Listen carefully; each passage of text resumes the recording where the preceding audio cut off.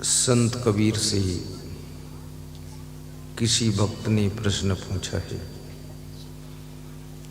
कि मनुष्य इतना बुद्धिमान प्राणी होते हुए भी ये गंदी गंदी आदतों में कैसे फंस जाता है। इतनी गंदी तम्बाकू है उसको खाने लग जाता है, इतनी गंदी गालियां भी देने लग जाता है, और कितनी गंदी बीड़ी सिगरेट पीता है, कितनी गंदी मछली खाता है। इतना बुद्धिमान है लेकिन इतनी गंदगी को कैसे स्वीकार करता है।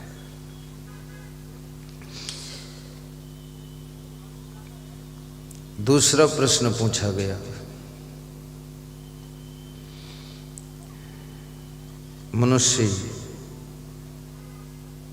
सबको समझाता रहता है लेकिन खुद ये क्यों भ्रमित हो जाता है। इसके अंदर भ्रम बहुत पैदा होते हैं। गाड़ी लाता है और गाड़ी कहीं थोड़ा सा टकरा गई तो कहता है ये गाड़ी का लोहा हमको सूट नहीं कर रहा है। लोहा कोई दाल भात है जो सूट नहीं करता। उसके अंदर भ्रम पैदा हो जाता है।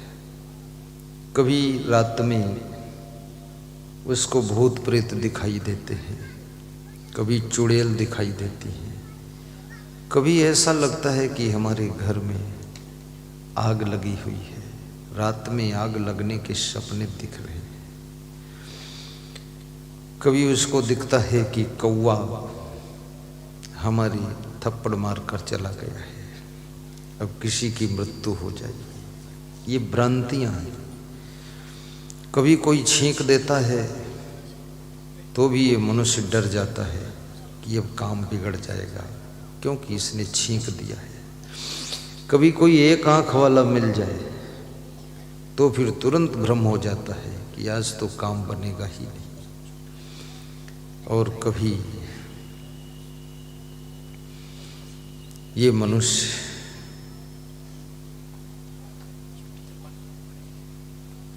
कहता है कि 7.5 शनि लगा हुआ है।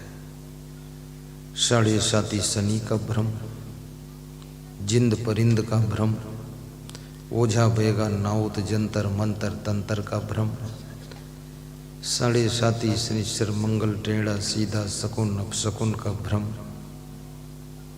नाना प्रकार की भ्रम से प्रभावित होकर के ये मनुष्य दुखी भी होता है और पूरे घर को दुखी करता है। कितनी स्त्रियों के ऊपर कोई बाहर की हवा जाती है, वो उनको उठाकर पटक देती है, वो गिर पड़ती है, लुढ़कने पुढ़कने लग जाती है। बाकी घर की स्त्रियां सोच में पड़ जाती है क्या हो रहा है, किसी चुड़ैल ने पटक दिया है, ये लुढ़क रही है। और फिर सोचती है मेरे को कब पटकेगी, मैं भी लुढ़कूं तो अच्छा है। वो इंतजार में रहती है कि मुझे भी पटक, मैं भी लुढ़कूं, घर वालों को बेवकूफ बनाऊं।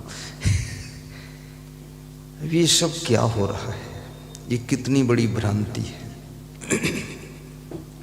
कितने अभी खरगोन में मेरा सत्संग था। आरती जब प्रारंभ हुई तो एक स्त्री को क्या हो गया मुझे भी पता नहीं, तो ऐसे हाथ करके ऐसे ऐसे हिला रही थी, फिर दोनों हाथ करके हिला रही थी, थोड़ा थोड़ा पूरा शरीर उसका कूद रहा था। तो मैं सोच रहा था इसको कौन बला आ गई है। आरती समाप्त हुई, वो बिल्कुल ठीक हो गई।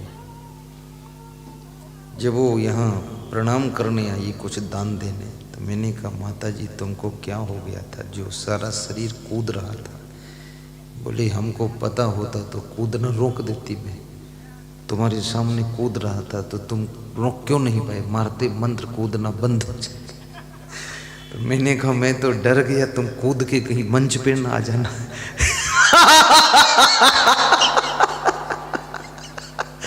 हाँ, कई स्त्री ऐसा उसका दिमाग पता नहीं क्या हो जाता है, गुरु जी को भी पकड़ ले, लिपट जाए, गिरा दे।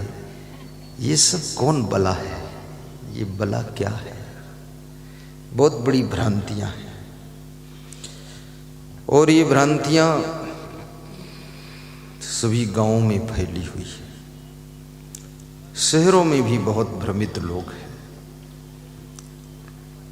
दुकान खोला है, दुकान नहीं चल रही है, तुरंत भ्रम हो गया कि मेरी दुकान को किसी ने कोई तांत्रिक से बांध दिया है, दुकान बंध गई, दुकान बंधी हुई।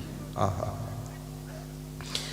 अब दुकान बांध दिया किसी ने, मकान बांध दिया किसी ने।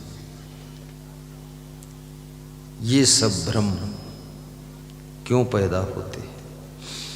किसी के घर में पत्नी बीमार, पति बीमार, सास ससुर बीमार, बेटा बीमार, बेटी बीमार, तो भ्रम हो गया कि हमारे घर में किसी ने कुछ जरूर कर धर दिया है।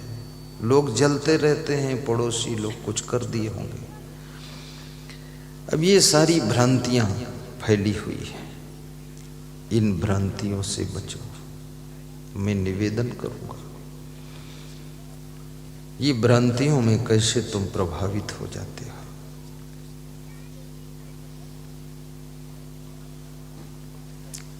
किसी ने भैंस खरीद लिया, भैंस दूध दे रही है, अचानक दूध देना बंद कर दिया। लोगों को भ्रम हो गया कोई जंत्र मंत्र कर दिया है, पड़ोसी ने कुछ कर दिया है। कबीर साहब कहते हैं, भरम बढ़ा तिहुलोक में, भरम बढ़ा सब ठाव, कहें कबीर कस बाची हो, तुम बसो भरम के गांव। साहब कहते हैं तीनों लोक में भरम है, तीनों लोक में भरम है और सब जगह भरम है। और जिस गांव में रहते वो भरम का गांव ही है। बहुत नाउत तांत्रिक। मैं उत्तर प्रदेश के एक गांव में प्रवचन करने गया, तो वहाँ लोगों ने बताया कि इस गांव में एक प्रेत रहता है। वो प्रेत ऐसा है कि आपके घर में चूल्हे पर दाल बन रही है तो दाल का बर्तन उठा ले जाता है, पेड़ के ऊपर टांग देता है। चावल बन रहा है, उसमें टट्टी डाल के चला जाता है। और साइकिल आपने इस गांव में खड़ा किया है और चाबी दूसरे गांव में छोड़ देता है जाकर। तो उस समय मेरे पास में मिनी बस थी, तो मैंने कहा अगर प्रेत है तो मेरी बस का पहिया निकाल कर पेड़ पे टांग दे। बोले साधुओं से कुछ नहीं बोलता है। तो मैंने कहा साधु तो मैं हूं, मेरी बस थोड़े साधु है। बस तो लोहे की है, बस तो बस है, जैसी सबकी बस वैसी मेरी बस। बोले नहीं नहीं, साधु का सामान भी डिस्टर्ब नहीं करता है। तो हमने कहा बड़ा समझदार प्रेत है ये। जब साधु को पहचानता है तो फिर उस प्रेत से बोल दो कि गुरु जी को दक्षिणा दे जाए 20 लाख रुपए। क्योंकि जब लोगों की साइकिल का पहिया खोल ले जाता है और चाबी इस गांव से उस गांव पहुंचा देता है तो लोगों के रुपये भी निकाल के लावे, दान करे कुछ हमें। बोले नहीं नहीं, ऐसा काम तो नहीं करता। तो हमने कहा क्या तुम्हारी सलाह से करता है? तुम सब जानते हो क्या करता है। एक परिवार के लोगों को लेकर आए, सब लोग बोले आप कुछ करो, आपसे ही ये कंट्रोल होगा। बोले ये परिवार तबाह हो गया है, इनके घर तो जीना मुश्किल हो गया है, ऐसा प्रेत प्रकोप कर रहा है। कुछ भी नहीं था, केवल मन का भ्रम है। तुम बीमार होते हो, ज्यादा खाने से बीमार होते हो। तुम्हारे घर में ज्यादा बीमारी है, गंदगी ज्यादा है इसलिए बीमारी ज्यादा है। तुम्हारे घर में सभी बीमार हैं, इसका मतलब तुम्हारे घर में आलसी भी बहुत लोग हैं, काम नहीं करता है। हिलोगे नहीं, डोलोगे नहीं तो बीमारी आएगी, उसमें तंत्र मंत्र की कोई बात ही नहीं है। अभी इतनी भ्रांतियों के बीच में मनुष्य जीवन जी रहा है। और शनि भगवान को लेकर के बहुत से बच्चे लोग भीख मांगते रहते हैं, भीख मांगते हैं। एक डब्बा में थोड़ा सा तेल रख लेते हैं, सरसों का तेल, उसमें लोहे के शनि भगवान टेढ़े मेढ़े काट के बोलते शनि भगवान, उसको डाल देते। तो मैं चित्तौड़ में गया था नारायण सेवा संस्थान में, तो वहाँ एक सरोवर है उदयपुर में। तो उस सरोवर के पास थोड़ा रुका था, तो वहाँ शनि भगवान को डिब्बा में लेकर बहुत से बच्चे घूम रहे थे, भीख मांग रहे थे शनि भगवान को दर्शन करा के। हमने बुलाया इधर आओ, हमने कहा शनि भगवान दिखाओ कैसे है। तो पकड़ के एक लोहा निकाला टेढ़ा मेढ़ा डब्बा से। तो हमने कहा इसको तुम तेल में क्यों डाले हो, तेल में भगवान डूब नहीं जाएंगे, सांस कैसे लेंगे। बोले तेल में नहीं डालूंगा तो लोहे की पत्ती है, इसमें मूर्छा जंग खा जाएगा। तो हमने कहा तो ये भगवान है कि लोहा है। बोले आपके लिए लोहा है, पर मेरा धंधा इसी से चलता तो मेरे लिए भगवान है। तो हमने कहा तो दान कहाँ लेते हो। बोले इसी डिब्बा में लोग रुपया छोड़ देते हैं। तो हमने कहा तुम्हारी बुद्धि कम है, छोटा सा दान डिब्बा अलग रखो, इसमें कोई छोड़ेगा तो 1 रुपये का सिक्का, 5 रुपये का सिक्का, 10 रुपये का सिक्का डालेगा, क्योंकि कागज का नोट तो तेल में डाला नहीं जा सकता। तो डब्बा अलग रख, तो उसमें 100 का नोट भी दे देंगे लोग। बोले इतना ज्ञान किसी ने दिया। तो हमने कहा शनि भगवान तुझे ज्ञान नहीं दिए। बोले शनि भगवान नहीं दिए। हंस रहा था वो छोटा लड़का। और इस देश के अंदर इतने भिखमंगे लोग हैं। ये देश गौरवपूर्ण देश नहीं है। गर्व से तुम नहीं कह सकते हो जा करके कि मैं हिंदुस्तान का हूँ। यहाँ तुम कहीं गाड़ी खड़ी करो, भीख मांगने वाले बच्चे आ जाते हैं, तुम्हारी गाड़ी का शीशा खटखटाते हैं, बस बोलने लग जाते हैं दे दो भूखा हूँ। तो मैं लखनऊ भी गया था, तो वहाँ यही हो रहा था। तो मेरी गाड़ी को 4-5 भिखमंगे लड़के वो सब तरफ से शीशा ठोक रहे थे, मतलब शीशा खोलो और बोल रहे थे दे दो भूखा हूँ। तो साधु सब डरा हुआ था, कुछ भैया खोलोगे तो कुछ अंदर डाल देगा गोबर ओबर कुछ। तो मैं तो खोला शीशा, हमने कि इधर आओ तुम। हमने कहा अपने बाप को जाकर पीटो कस के, बेईमान आदमी तुमको पैदा करके भीख मंगवा रहा, 8 साल की उम्र में स्कूल जाना चाहिए, तेरा बाप चंडाल है, मारने लायक है। ये कोई जानवर हो तुम कि तेरा बाप जानवर है, तुझे पैदा क्यों किया, भीख मंगवाता है। बोले बाप भी भीख मांगता है। हमने कहा तो उसको ठोको कस कस, उसके भीख से पढ़ो जा करके। ये हिंदुस्तान में तुम लोग भीख मांगते हो, कोई विदेश का, अमेरिका का, इंग्लैंड का, जर्मन, जापान, रशिया का व्यक्ति आए हमारे हिंदुस्तान का विजिट करने के लिए और उसकी गाड़ी तुम ठोकोगे ऐसे भीख दे दो, तो ये बेइज्जती नहीं हिंदुस्तान की, मूर्ख कहीं का। चल भाग, डपटा मैंने। तो जितने थे भिखमंगे सब खीसे काट के भागे कि पहली बार ऐसा ज्ञान दिया। हमने कहा रात में पीट देना बाप को सब गिरा के, बेईमान बाप है। ये कोई जानवरों जैसे, सुअर जैसे बच्चे पैदा करके छोड़ दिए करते घूम रहे।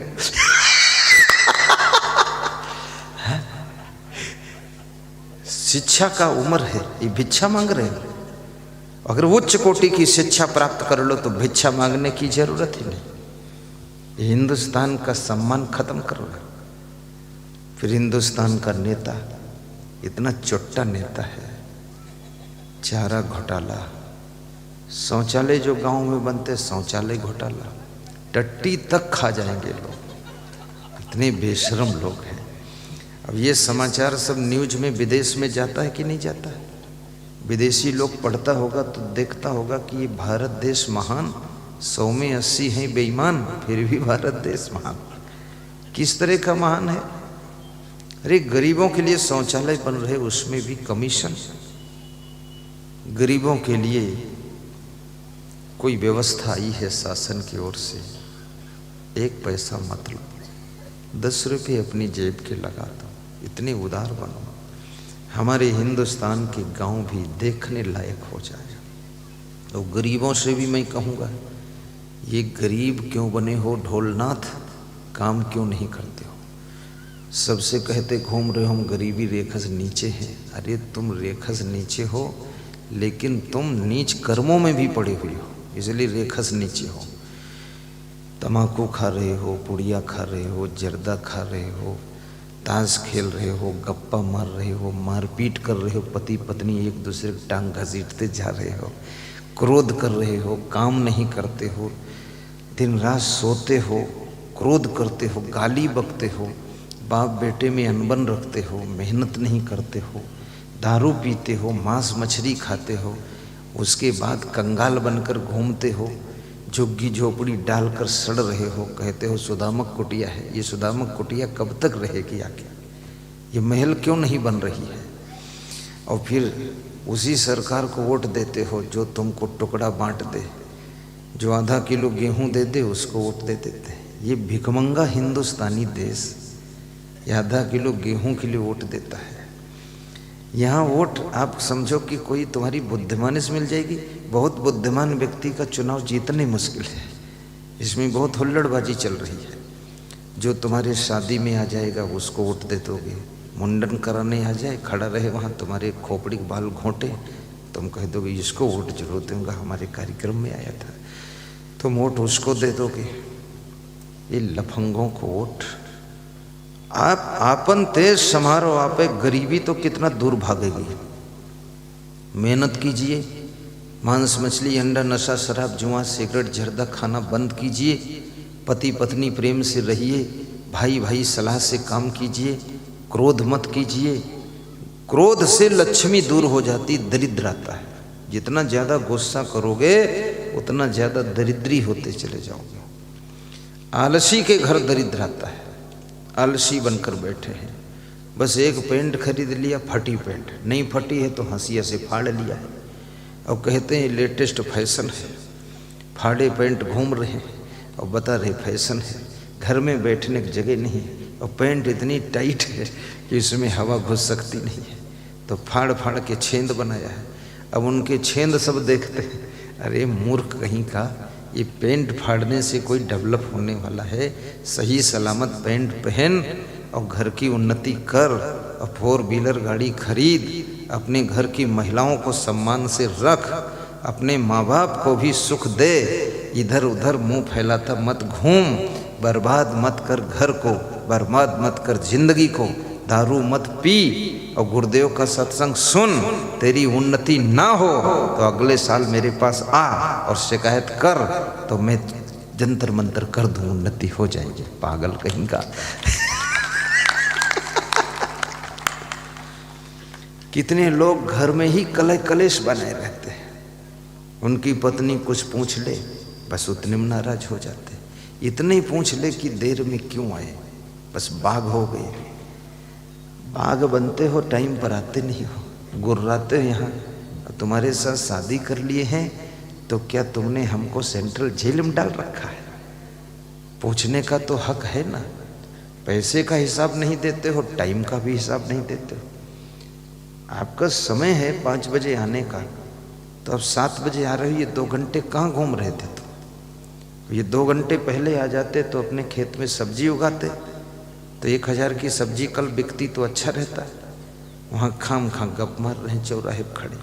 आज तक जिंदगी में मैंने किसी को दोस्त नहीं बनाया, सच बताता, दोस्त नहीं। पढ़ते थे तो भी टॉप में, और साधु बने तो टॉप में। कितने साधु लोग लादे गठरी घूमत, पूछो कहाँ जा रहे हो, बोले यही तो पता नहीं कहाँ जा रहा हूँ। बौड़म है पूरा, भोंगड़ आदमी। मैं आश्रम आया तो सब साधु अपनी अपनी दक्षिणा रखते थे। आते ही भर्ती होती, हमने कहा सबको दक्षिणा एक जगह रखना पड़ेगा, तो सब राजी हो गए। 2-3 बचे मूर्ख पक्के, बोले मैं नहीं रखूँगा। हमने कहा जो दक्षिणा एक में नहीं रखेगा उसको 3 साल बाद बताऊँगा। 3 साल बाद ऐलान किया मैंने, जब मैं पावर में आया, वहाँ का महंत बना, गुरु बना, फुल पावर जब आया। बिना पावर में आए भाषण नहीं करना चाहिए। तब मैंने बोला जो दक्षिणा एक में नहीं रखेगा उसको आश्रम में मैं नहीं रखूँगा, निकल कर बाहर हो जाओ यहाँ से। बेईमान कहीं के, घर छोड़ दिया, परिवार छोड़ दिया, ये 10 रुपये अपने पास तू रखेगा चुट्टा, संगठन को बिगाड़ेगा।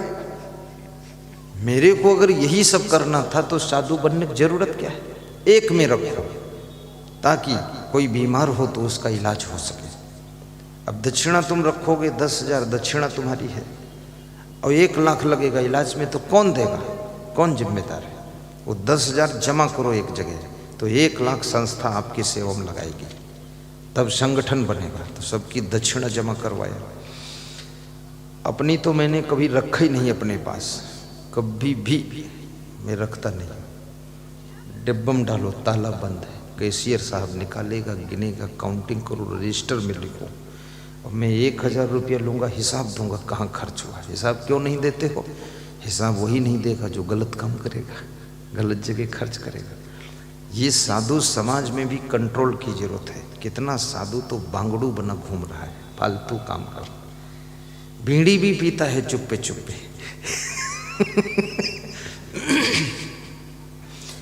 और संत को शुद्ध ब्रह्मचर्य का पालन करना चाहिए, क्योंकि संत का दर्जा भगवान से भी बड़ा होता है।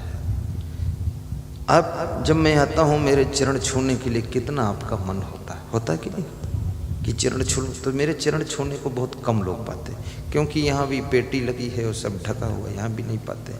इस पेटी के चरण छूकर चले जाते हैं।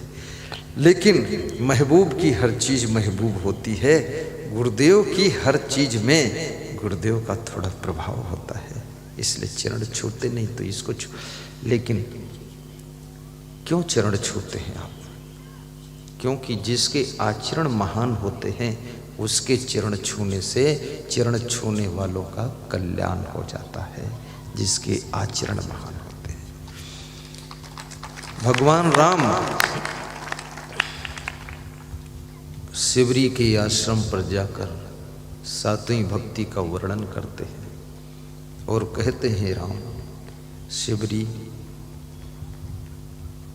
मेरे आने से तू इतना खुश है, लेकिन याद रखना शिवरी, सतुई सब मोह मैं जग देखे, मोते अधिक संत करी लेखे।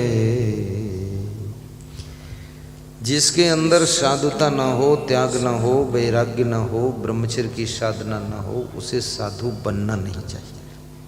साधु जैसे कपड़े लपेटना नहीं चाहिए, क्योंकि ये खेल तमाशा नहीं है। राम कहते हैं मोते अधिक संत कर लेखे। यदि कोई संत मिल जाए तो उनको मुझसे भी बड़ा समझना।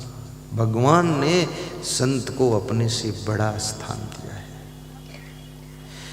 लेकिन मैं आपसे निवेदन करूंगा, संत तो बड़े होते ही हैं, आप संतों को भी परखें, अपनी पारख दृष्टि से परखें, और जो संत वास्तव में महान हैं उनके चरणों में अपना शीश नमन करें, और जो संत नकली हैं उनको हाथ जोड़कर क्षमा मांग लें कि जाओ महाराज ठीक है। अपन उनसे भी झगड़ा लड़ाई मत करो फालतू। मोते अधिक संत कर लेखे, सतुई सब मोह में जग देखे। और संसार के नर नारियों को कहा है इनको मेरे समान समझना। आपका भी स्थान अपने समान रखा है। ये जो तम्बाकू खाकर तुम घूमते रहते ना, ये भगवान राम ने तुमको अपने बराबर बिठाया है।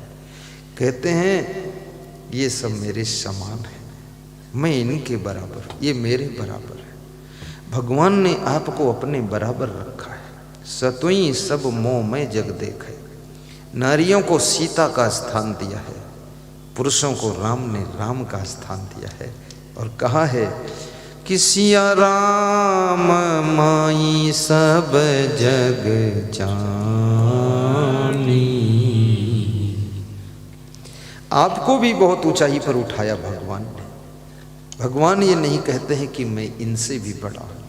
भगवान राम कहते हैं मैं इन गृहस्थों से भी बड़ा नहीं, इनके समान हूँ और ये सब मेरे बराबर है।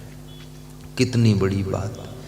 भगवान राम की नम्रता और उदारता, और भगवान राम की सोच कितनी बड़ी है। एक साधारण नर नारी को भी अपने समान मान रहे हैं। ये छोटी बात नहीं है। कहते हैं सिया राम मैं सब जग जानी। नारियों को सीता समझना, पुरुषों को राम समझना। मैं तो नहीं मिलूँगा, लेकिन मेरे रूप में जितने पुरुष हैं वे सब राम के रूप हैं। जितनी नारियां हैं माँ सीता का रूप है। उनके प्रति राम और सीता जैसी आस्था रखना और राम और सीता का उनमें दर्शन करके उनसे भी आशीर्वाद ले लेना। आपका स्थान भी भगवान ने अपने बराबर दिया है। ये महारानी सीता का स्वरूप लेकर बैठी है। सिया राम माई सब जग जानी, करहु प्रणाम जोरी जुग पानी। राम की दृष्टि कितनी निर्मल है। कहते हैं मैं दोनों हाथ जोड़ करके प्रणाम करता हूँ। सब सीता राम है। बहुत बड़ी बात है। राम ने आपको राम कहा है और महिलाओं को सीता का रूप बताया है। ये छोटी मोटी बात नहीं है। इसलिए आपको भी सजग रहना चाहिए। सीता जैसे पतिव्रता धर्म का पालन करना, राम जैसे एक पत्नी व्रत का भी पालन कर लेना। यदि कोई ऐसी कंडीशन है, दूसरी शादी की आवश्यकता है, एक पत्नी मर गई है, तो सामाजिक मर्यादा से शादी कर लेना। और कहीं महान संत मिल जाए तो राम कहते हैं उनको मुझसे भी बड़ा मानना और उनको प्रणाम करके आशीर्वाद ले लेना। ये भगवान राम की विशाल हृदय की पहचान है कि कितना वे आपको सम्मान दे रहे हैं, संतों को कितना सम्मान दे रहे हैं। और जो सबको सम्मान देता है वही भगवान बनता है, और जो सबका अपमान करता है वो तो साधारण इंसान होता है। और याद रखना, जो खुद के लिए सम्मान चाहता है तो केवल इंसान होता है, और जो सबके सम्मान को बिगाड़ता घूम रहा है वो तो शैतान होता है। और जो दूसरों का ख्याल करे वो भगवान होता है। किसी के काम जो आए वो इंसान होता है, और दूसरों की सेवा कर ले वो भगवान होता है। और सत्संग जो कराए वो महान होता है, और दूसरों का काम बिगाड़ दे वो शैतान होता है, और दूसरों का पैसा चुरा ले वो बेईमान होता है, बेईमान होता है। ताली बजा दिया करो तुम।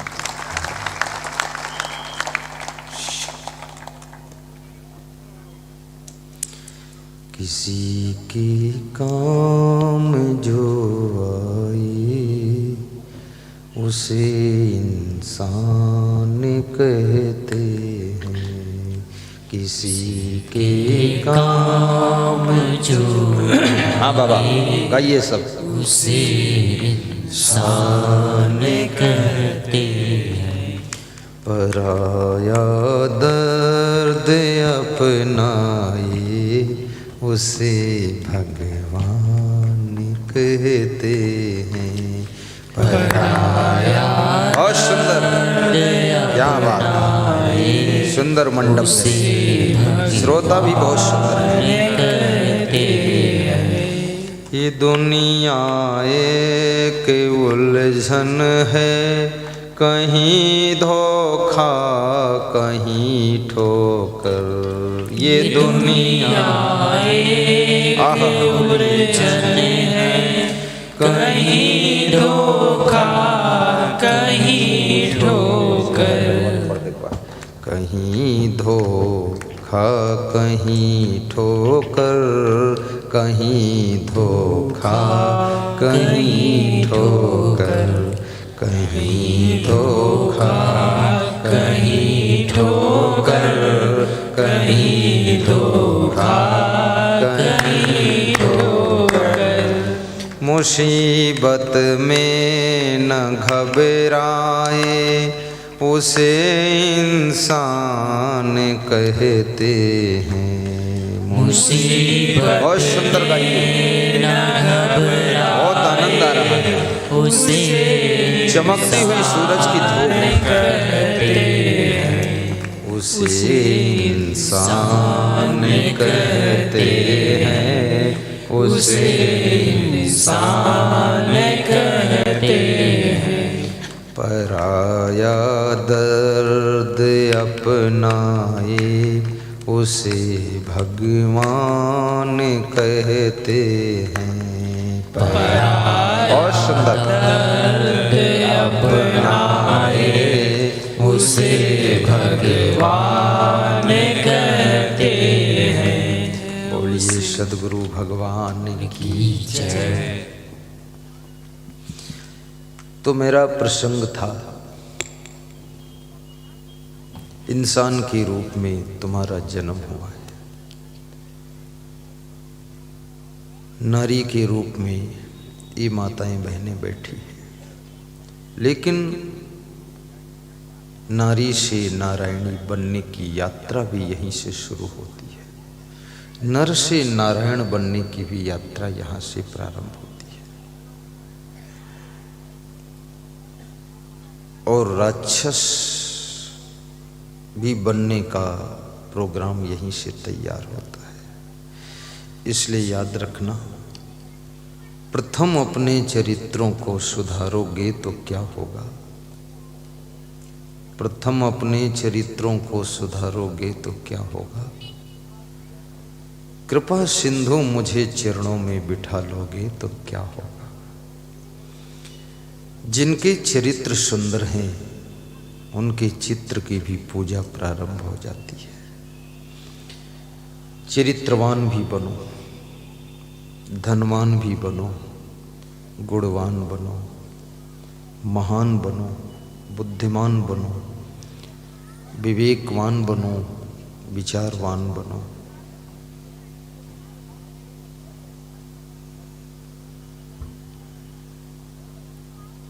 अब तुम सोचते होगे कैसे धनवान बनो, कैसे बुद्धिमान बनो। यदि धनवान बनना चाहते हो तो आप 5 बातें याद रख लो। पारिच्छिकारणम अत्यंत धीरम धृतदंडम विकारिषु जितात्मानम पश्चात्मानम जितात्मनः धृतदंडम विकारिषु श्री निर्सेवते। ये श्लोक विदुर नीति का है, धनवान बनने का श्लोक है। श्री निर्सेवते अत्यंत धीरम पारिच्छिकारणम धृतदंडम विकारिषु जितात्मानम पश्चात्मानम। मैं उल्टा पढ़ा हूँ श्लोक, श्री निर्सेवते। सीधा ऐसे नहीं है, सीधा है पश्चात्मानम जितात्मनः धृतदंडम विकारिषु पारिच्छिकारणम अत्यंत धीरम श्री निर्सेवते। पर मैं नीचे से पढ़ देता हूँ इसलिए कि थोड़ा मत जाना चाहिए, मक्खन निकल आता है मथने से। मैं कोई भी चीज़ याद करता हूँ, उल्टा भी याद करता हूँ, सीधा भी याद करता हूँ, उल्टा भी बोलता हूँ, सीधा भी बोलता हूँ, तो कभी भूलता नहीं। लेकिन इसके लिए थोड़ा प्रचंड बुद्धि चाहिए, क्योंकि कम बुद्धि वाले सीधा ही नहीं याद हो रहा, उल्टा क्या याद होगा। तो अभी बताऊंगा कि बुद्धिमान कैसे बन सकते।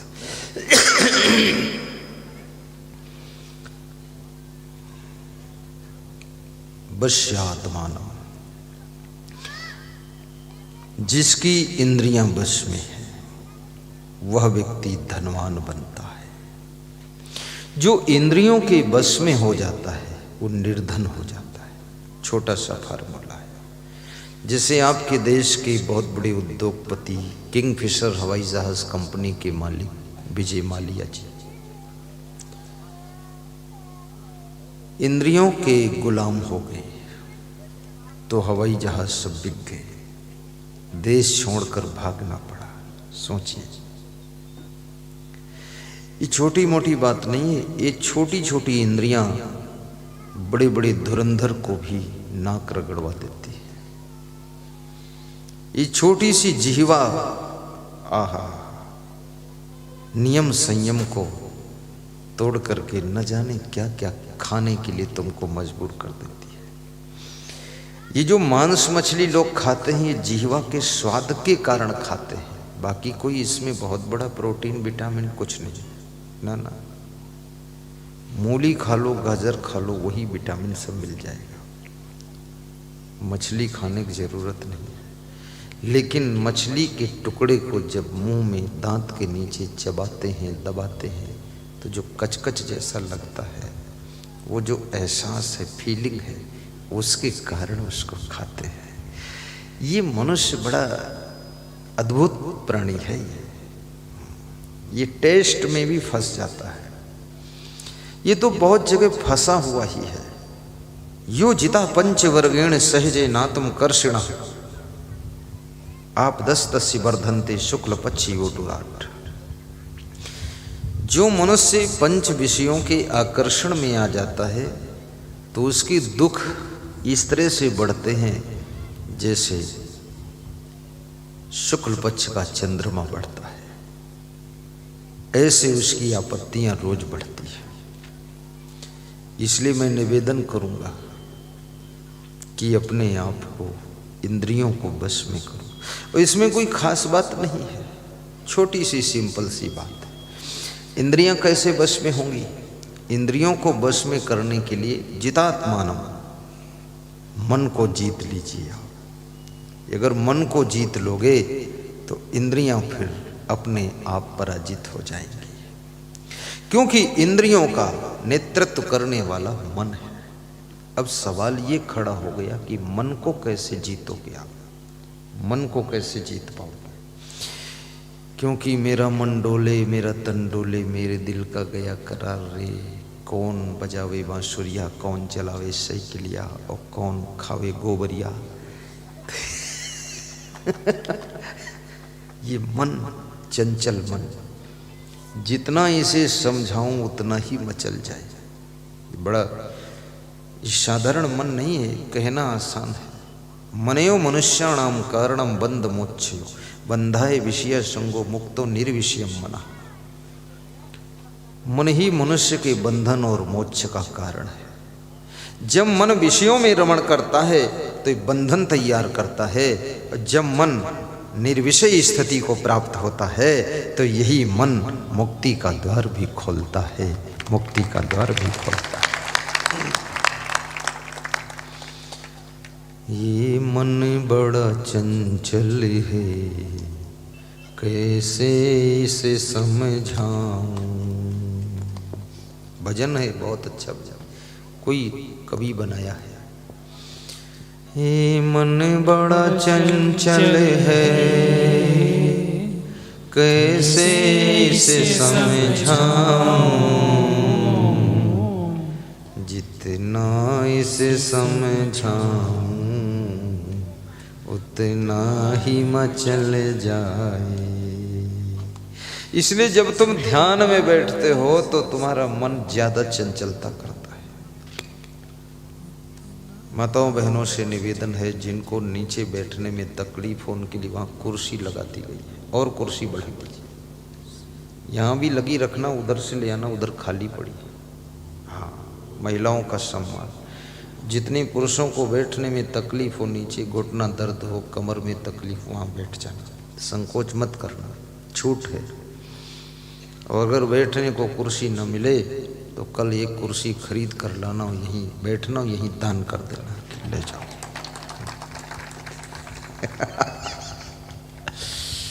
नहीं, श्रोता हमारे बहुत अच्छे, अगर मैं बोल दूं तो सब एक एक ले आएंगे, लेकिन फिर उसको मैं ले कैसे जाऊंगा साथ में, तो उसका बहुत मुश्किल का विषय है, इसलिए हम नहीं बोलते।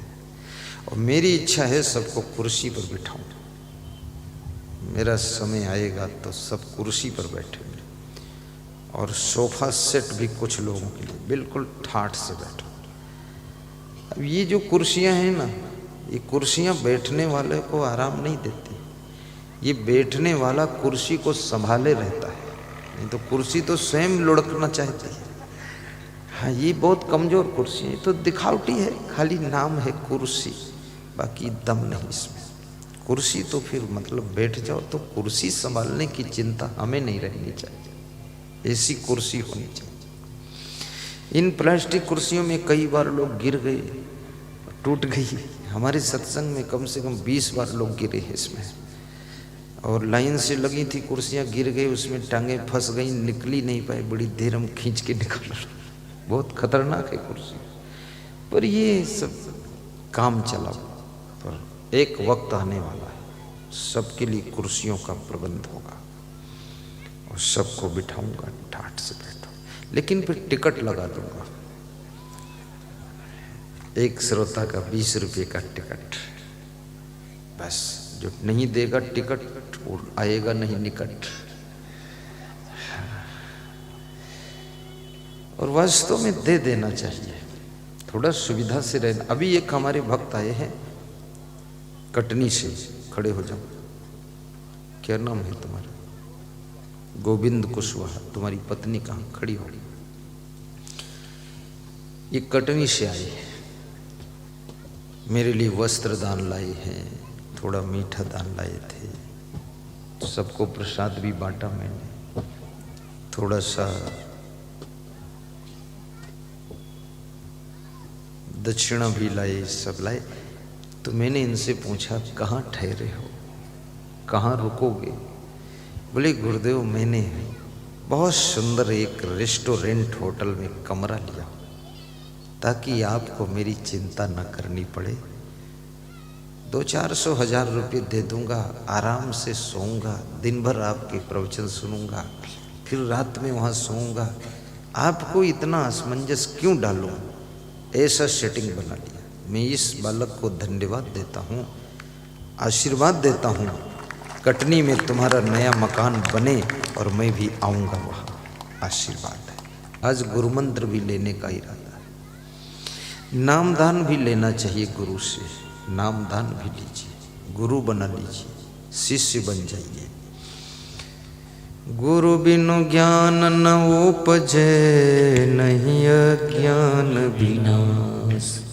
बंदो गुरुवर देव को, जिनसे भ्रम तम नाश। राम कृष्ण से को बड़ा, उन्हों तो गुरु की। तीन लोक के वे धनी, गुरु आगे आधीन। गुरु समान दाता नहीं, याचक शिष्य समान। तीन लोक की संपदा, सो गुरु दीनी दान। गुरु की कृपा अमर पद पावे, अमर आई अमर रही जावे। मधुर गाइए, ज्यादा चिल्लाओगे तो कड़वा हो जाएगा। हाँ, मिठास में रहा करो बेटा, ज्यादा फिर खटाई मत डालो। मधुर। गुरु को देख लो किस तान में चल रहा है, गुरु की तान तुम्हारी अलग तान। गुरु की कृपा अमर पद पावे, अमर आई अमर रही जावे। अभय दान गुरुआ की दिनेशा, भय भ्रम भागे गहत निदेशा। चिंता रहित आप गुरु जैसे, करि निश्चिंत जीव कहाँ तैसे। आशा फांसी ते गुरु पारा, तई सही जीवन दे तई सारा। सब जग मन के धार में, बहे जात बेहोश। गुरु बिनु कबहु न पार हुए, कलह कल्पना जोश। गुरु बिनु अपन आप को भोला, गुरु बिनु झूलत काल को झूला। कितनी अच्छी चौपाइया है। जब मैं गुरु मंत्र देता हूँ तो एक किताब भी देता हूँ, ये चौपाइया उसी में लिखी रहती है, गुरु चालीसा है। आज यहाँ बहुत दूर दूर से भी श्रोता आए हैं, 1500 किलोमीटर दूर, डिस्ट्रिक्ट सहरसा बिहार से श्री नवल किशोर राय, श्री चंद्रदेव राय, ग्राम थानवार से आई हुई। ये देख, ताली जोर से बजा के सम्मान करो। प्रोग्राम की मांग करने आए हैं, न्योता देने आए कि मेरा प्रोग्राम भी दीजिए और कीजिए। यही बात है, मुस्कुरा दीजिए, फिर कोई बात नहीं, हो जाएगा। बैठो। 1500 किलोमीटर से आए हैं, क्या श्रद्धा है। 2 महीने के कार्यक्रम बिहार में लगे हुए हैं, झारखंड, बिहार, उड़ीसा, पश्चिम बंगाल। मार्च और अप्रैल वहीं रहूँगा मैं, और नेपाल। इतने के लिए 2 महीना दिया गया है। पश्चिम बंगाल, नेपाल, बिहार, झारखंड, उड़ीसा, ये 5। अभी इनका भी मांग आया है, देखते ही इनका कब देना है, गुरु की कृपा जब हो जाए। मैनपुरी से भी भक्त आए, मुलायम सिंह यादव मुख्यमंत्री के इलाके से। देखो, जिलेदार सिंह यादव, नवनीत सिंह यादव,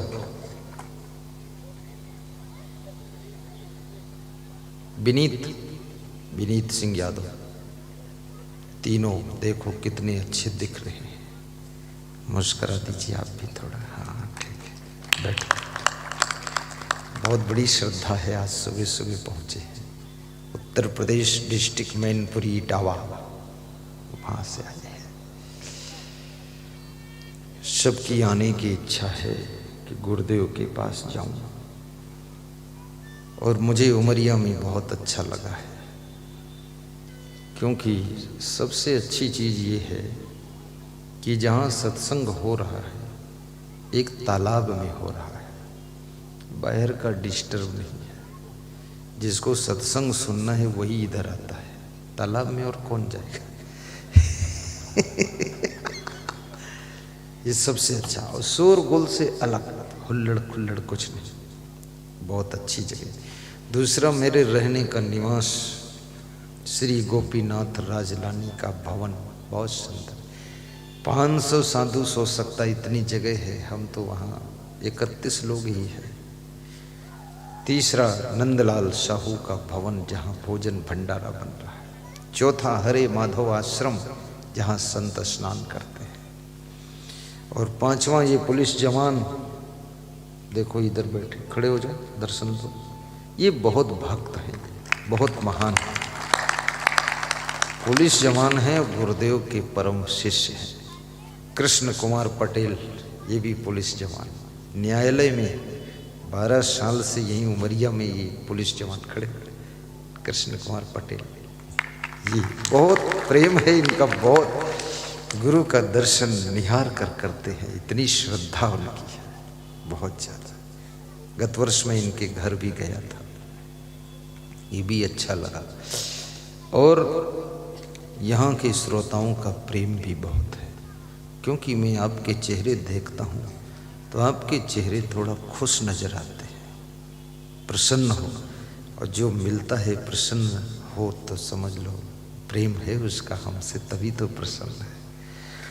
माताएं बहनें भी बहुत बड़े बड़े घरानों से भी आई हैं, जो कभी जमीन पर नहीं बैठी हैं, वो भी गुरु के प्रेम में बेचारी बैठी है, उनको भी आशीर्वाद है। और ये मंडप भी बहुत सुंदर लगा हुआ है, और मेरे साथ साधु संत भी बहुत अच्छा है। देखो ना इनको, कितने सुंदर दिख रहे हैं। लगा दो कैमरा इनके ऊपर, संभल जाओ तो। हाँ, ले लो फोटो इनका। वाह, बहुत सब पढ़े लिखे हैं, इंटरमीडिएट, ग्रेजुएट, कोई इलेक्ट्रॉनिक इंजीनियर भी है, कोई मैनेजमेंट कोर्स करके आया है, सब। मैं भी पढ़ा लिखा हूँ, बुद्धू आदमी नहीं हूँ। और सबको पढ़ना चाहिए, साधु बनो तो भी पढ़ाई लिखाई तो कर ही लो, कम से कम काम आ जाता है। तो हर व्यक्ति को गुरु बनाना चाहिए, गुरु दीक्षा भी लेना चाहिए। राम और कृष्ण भगवान ने भी गुरु बनाया था। गुरु के बिना कल्याण का काम शुरू नहीं होता है। शराब पीकर कोई बलवान बन नहीं सकता, जुआ खेल कर कोई धनवान बन नहीं सकता। अटल सत्य नियम है इस जगत का, बिना गुरु कृपा के कोई महान बन नहीं सकता, बन नहीं सकता। सीधे बैठ जाओ, फिर से प्रारंभ करता हूं।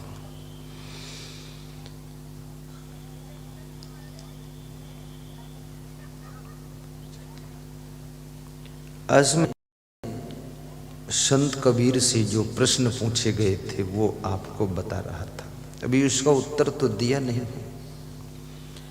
तीसरा प्रश्न पूछा गया कि मनुष्य इतना पढ़ा लिखा है, बुद्धिमान है, धनवान है, लेकिन बड़े दुख की बात है कि मनुष्य इतना अशांत क्यों रहता है, इतना उलझन में क्यों रहता है, शांति नहीं इसके पास।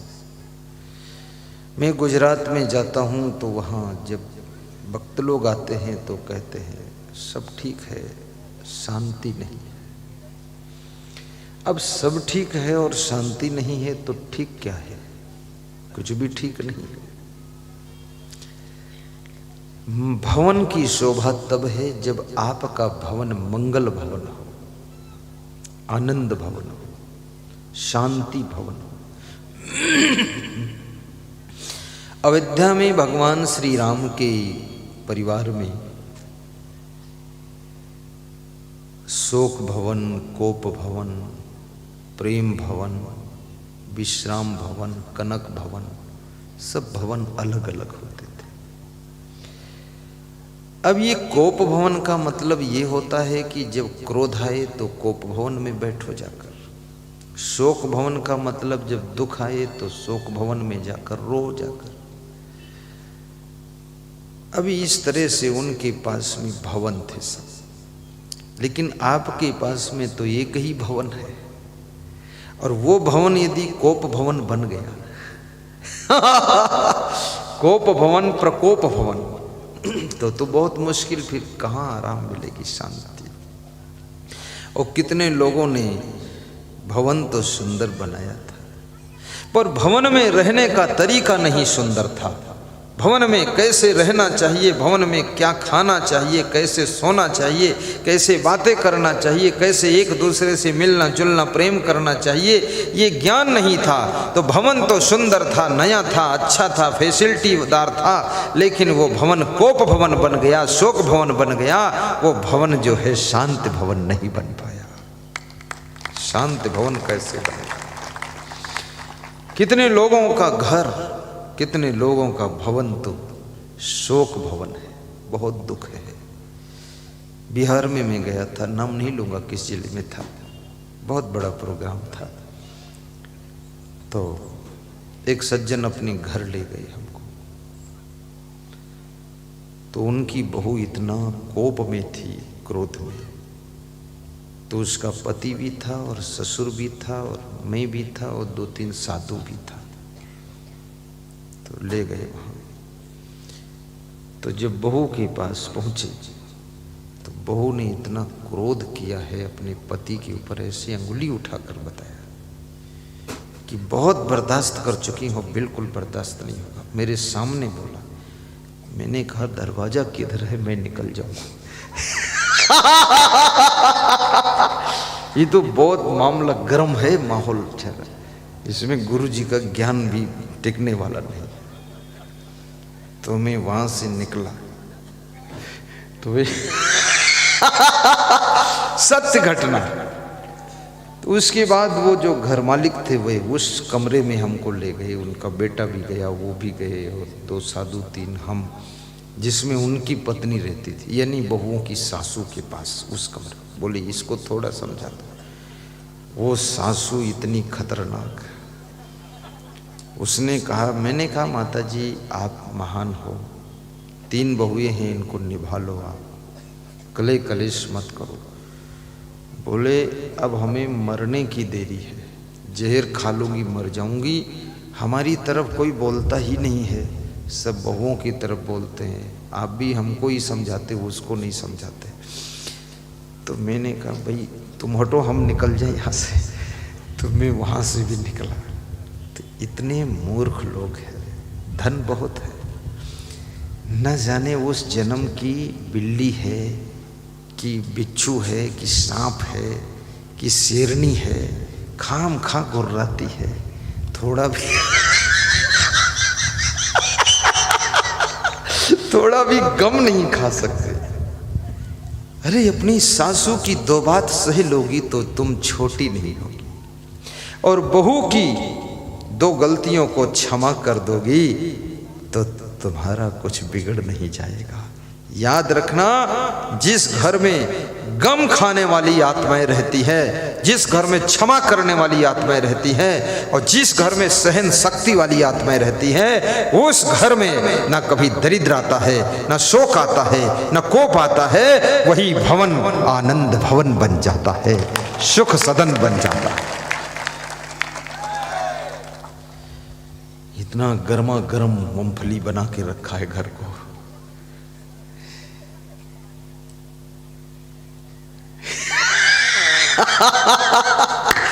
लोगों को मजा आया। मजा इसलिए है कि लोगों पर ज्यादातर यही बीत रही।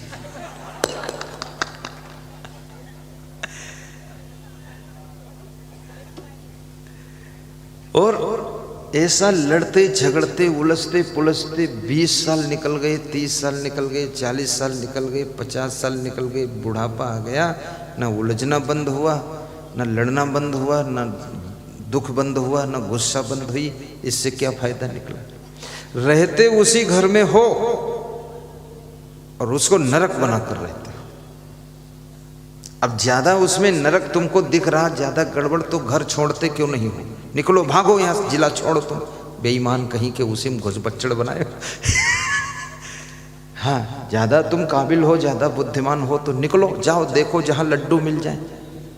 हमारे यहाँ तो कोई साधु ज़्यादा तिरपट हो जाए तो मैं उसको कहता हूँ, आप महाराज जी यहाँ से जाकर जहाँ आनंद मिले वहाँ ले लो, जाकर जाओ। और जब यहाँ से निकलता है ना, इतने जूते खाता है, फिर उसके बाद भौं भौं रोता है हमसे, अरे गुरुदेव। हमने कहा आ करो जो वाह करो, यहाँ मत आना, बेहुदा कहीं का, खाम खा यहाँ क्रोध करता है। अरे साधु बन गए, क्रोध न छोड़ा, लोभ न छोड़ा, अभिमान नहीं छोड़ा, तो साधु बनकर छोड़ा क्या? खोद खाद धरती सहे, काट कूट बन रहा है, और कटुक वचन साधु सहे और से सहा ना जाए। साधु को तो सहनशील होना चाहिए। क्षमा रूपम तपस्वी धाम। जब उसी घर में रहना है, बिना पति के काम पत्नी का नहीं चलेगा, ये पक्का है। और चल जाता तो शादी की जरूरत ही नहीं थी। तभी इस बनबूचड़ के साथ आने काम क्या था? आखिर इसके बिना काम नहीं चला, तभी तो 7 फेरा घूम के, अब उल्टा घूमो चाहे सीधा घूमो, बुदुर बुदुर करो, खुदुर बुदुर करो, यहाँ अब यहाँ आई हो, अब तुमको यहाँ ज़्यादा उलझन है तो चलो निकलो, छोड़ो घर, ये जाओ जहाँ जाना तुमको, फालतू बकवास बनाती हो। अब जाओगी, तुमको इस तरह का भी पति नहीं मिलेगा, ठन ठन गोपाल मिलेगा। हाँ, मिलने वाला नहीं है। कौन फंसेगा लफड़े में किसी के? हाँ, कोई पागल होगा, वही तुमको पागल को स्वीकारेगा, कोई नहीं मिलने वाला है। एक औरत थी तो अपने पति से एक दिन नाराज हो गई और पति के ऊपर टूट पड़ी। तो पति ने कहा, बात क्या है? बोले तुम्हारा नाम ठीक नहीं है। बोले क्या नहीं ठीक है? बोले तुम्हारा नाम ठन ठन गोपाल है। तो पति ने कहा, ये तो नाम बहुत दिनों से है, तुम्हें 20 साल हो गए मेरे साथ रहते रहते, शुरू से मेरा नाम ठन ठन गोपाल, तो अब क्या प्रॉब्लम हो गया? 20 साल नहीं प्रॉब्लम हुआ। तो उसने कहा, पड़ोसी सब चिढ़ाते हैं कि तेरा पति ठन ठन गोपाल, अच्छे नाम का पति ढूंढ, ये ठन ठन गोपाल के चक्कर में पड़ी है। पड़ोसी महिलाएं भी इंजेक्शन मारती रहती हैं। हाँ। तो उसने, पति ने कहा, मैं क्षमा चाहता हूँ, आपको कोई अच्छा मिल जाए ठन ठन गोपाल से तो जाओ ढूंढ लो, जाकर राम गोपाल ढूंढ लो, शिव गोपाल ढूंढ लो, कृष्ण गोपाल ढूंढ लो, लड्डू गोपाल ढूंढ लो, चलो निकलो भाई, जाओ यहाँ से, झंझट खत्म करो, मेरे ऊपर गुस्सा क्यों करती हो? अब मैं जो हूँ सो हूँ, मैं ठन ठन गोपाल हूँ तो ठन ठन गोपाल हूँ, अब तुम जाओ, निकलो, ढूंढो जाकर। तो वो थोड़ा गुस्सैली स्त्री थी, जोश में निकल भी पड़ी ढूंढने के लिए। सुबह से निकली तो एक आदमी की लाश अर्थी पर लोग लेकर जा रहे थे दफन करने। तो उस स्त्री ने पूछा, ये आदमी मर गया है, इसका नाम क्या था? तो जो मुर्दा दफनाने लोग जा रहे थे उन्होंने कहा इसका नाम था अमर सिंह। बोले अमर सिंह? तो अमर सिंह तो मर कैसे जब अमर सिंह तो उस स्त्री को लगा कि नाम के सब उल्टा ही काम हो रहा है। अमर सिंह है, उमर गई, लाश जा रही, दफन करने जा रहे लोग। लेकिन फिर भी सोचा और ट्राई मार दूं। तो थोड़ा और आगे बढ़ी तो एक औरत जो है ये गोबर के जो कंडा होते, कंडा बोलते ना, कंडा बीन रही थी, सूखे गोबर। तो उससे पूछा तुम्हारा क्या नाम है? तो उस स्त्री ने हंस करके कहा मेरा नाम लक्ष्मी देवी है। तो उसको लगा लक्ष्मी देवी हो, कंडा बीन रही है, इसको तो राजमहल में रहना चाहिए। तो उसका दिमाग थोड़ा थोड़ा ठीक होने लगा। फिर थोड़ा और बढ़ी तो एक आदमी भीख मांग रहा था, भिखमंगा। भारत देश में तुम चाहे जहाँ चले जाओ भिखमंगा का दर्शन जरूर होगा आपको। भिखमंगों का देश हो गया है, इतने कमंगड़ लोग हैं। मैं तो अगर मुख्यमंत्री प्रधानमंत्री होता भिखमंगों को पहले ही अरेस्ट करता, मैं अरेस्ट करके इनको जो है कानून लगा देता, काम करो, एक फार्म हाउस में जुटो और सबको पैसा मिलेगा, अच्छे कपड़े पहनो, कटोरा लिए मिल गए अगर कहीं भीख मांगते तो इतने बेंत लगेंगे दिमाग से कर हाँ, क्यों भीख मांगते? अरे आदमी जैसी काया, जिस काया को देवता पाने के लिए तरस रहे हैं उस काया को पाकर भिखमंगा बनकर घूम रहे तुम, कितनी गलत बात है। बड़े भाग्य मानुष तन पावा, सुर दुर्लभ सदग्रंथन गावा। अब वो तुम भीख मांग रहे हो, इज्जत ले डाली मनुष्य जीवन की तुमने और भारत देश का गौरव गिरा दिया। तो एक भिखमंगा था, भिखमंगा से पूछा इस स्त्री ने कि आपका क्या नाम है, आप भीख मांग रहे हो? उसने कहा मैं भीख मांग रहा हूँ। बोले नाम क्या है? तो बोला मेरा नाम है धनपाल। नाम है धनपाल। बोले नाम धनपाल है और धन है नहीं और भिखमंगा हो, भीखपाल बने हो। तो वहां से वापस लौटी और शाम तक घर को आ गई। तो पति ने पूछा क्यों आई हो, कोई अच्छा पति ढूंढ लेते। बोले हमने ढूंढा लेकिन हुआ क्या बताती हूँ। एक लाश जा रही थी, उसका नाम पूछा क्या है आदमी, कौन मरा? तो बोले अमर सिंह मर गए। एक स्त्री कंडा बीन रही थी, उससे पूछा तेरा नाम? बोले लक्ष्मी जी है नाम, लक्ष्मी नाम था, भिखमंगिन बनी, कंडा बीन रही। एक आदमी भीख मांग रहा था, पूछा नाम क्या? बोला धनपाल, और भीख मांग रहा है। तो बोले फिर लौट क्यों आई? तो बोले लौट इसलिए आई हूँ, हंस करके उस ऐसी हंसी, ऐसी खुशी, ऐसी मुस्कान शादी होने के बाद कभी उसने प्रकट ही नहीं किया था, पहली बार ऐसा मुस्कुराई। पति भी खुश हुआ कि चलो दिन भर घूमी फिर कम से कम इतना मधुर मुस्कुराई तो नहीं, थोड़ा भटकने के बाद बड़ी मधुर मुस्कान आ जाती है, ठोकरें खाने के बाद बड़ी अच्छी हंसी आती है। जिस घर में तुम, इसलिए तीर्थ यात्रा पे जरूर जाना चाहिए। तीर्थ यात्रा पे जाओ, धक्का खाओ, पंडा तुमको पीटे पाटे, ठोके ठाके, कोई जेब काटे, कोई गठरी उठा ले जाए, कोई ढकेल दे सीढ़ियों पर, दिमाग सही हो जाएगा। एक घर में इतना सुख सुविधा से रहते हो, बड़ा क्रोध आता, गुस्सा आती है, थोड़ा बाहर निकल कर देखो, सारा दिमाग ठिकाने आ जाएगा तुम्हारा। यहाँ बहुत अहंकार करते हो। 2 मिनट लेट हो गया रोटी लाना किचन से, इतने में ही वे बहुत एंटी हो गए। होटल में जाइए तो भी 5 मिनट वेट करना पड़ता है, वेटर कहता वेट करो, 5 मिनट बाद लाते। अब बैठे हैं वहाँ, वो कौन तुम्हारी धर्म पत्नी होटल में? क्यों बैठे हो, क्यों गम खाते हो, क्यों सह लेते हो, क्यों क्रोध नहीं आता? और ये जो तुम्हारी धर्म पत्नी है इसके ऊपर ज्वालामुखी बनकर क्यों टूट रहे हो, अंगार बने हो? यहाँ भी थोड़ा गम खा लो। और जिस माँ बाप ने इतना राजमहल ताजमहल बना कर दे दिया, जमीन जगह दे दिया, गाड़ी दे दिया, दुकान दे दिया, सब कुछ दे दी, बाप पर गुस्सा क्यों करते हो? चाय की दुकान खोलते हो, 5 रुपए की चाय बेचते हो, मुश्किल से 2 रुपया एक चाय में बचता है। वो जो चाय पीने आता है उससे कहते हो आइए श्रीमान जी बैठिए चाय पीजिए, उसकी कुर्सी झाड़ते हो, उसका जूठा गिलास धोते हो, उसको चाय बनाकर पिलाते हो। और जिस तुम्हारे बाप ने करोड़ों की संपत्ति दे दी उसको पानी नहीं पिलाना चाहते, बेईमान कहीं का मूर्ख आदमी। ये कौन तेरा बाप है 2 रुपये प्रॉफिट देकर गया? तो लोगों को समझ बूझ नहीं है, विवेक नहीं है। सम्मान कीजिए माँ बाप का। 2 रुपये नहीं, 200 नहीं, 2000 नहीं, 2 करोड़, कितनी संपत्ति तुम्हारे माँ बाप ने तुमको दे दिया है। अपनी जिंदगी भी दे दी कि जहां बताओ मैं भी ड्यूटी करूंगा। उस माँ बाप को ठुकराना, उस सास ससुर को दुख देना, बहुओं को भी ध्यान देना चाहिए। तुम अपने मायके से आई हो ठीक है, जो भी 2-4 लाख दहेज लाई हो ठीक है, लेकिन 2-4 लाख से जिंदगी चलने वाली नहीं है। यहाँ तुम्हारे सास ससुर ने सारी संपत्ति दिया, थोड़े दिन में तुम सासू बन जाओगी, इस घर की मालकिन बनोगी। कम से कम उस पुरानी सासू के पैर तो छू लो। अब वो रिटायर हो रही है, तुम ज्वाइन कर रही हो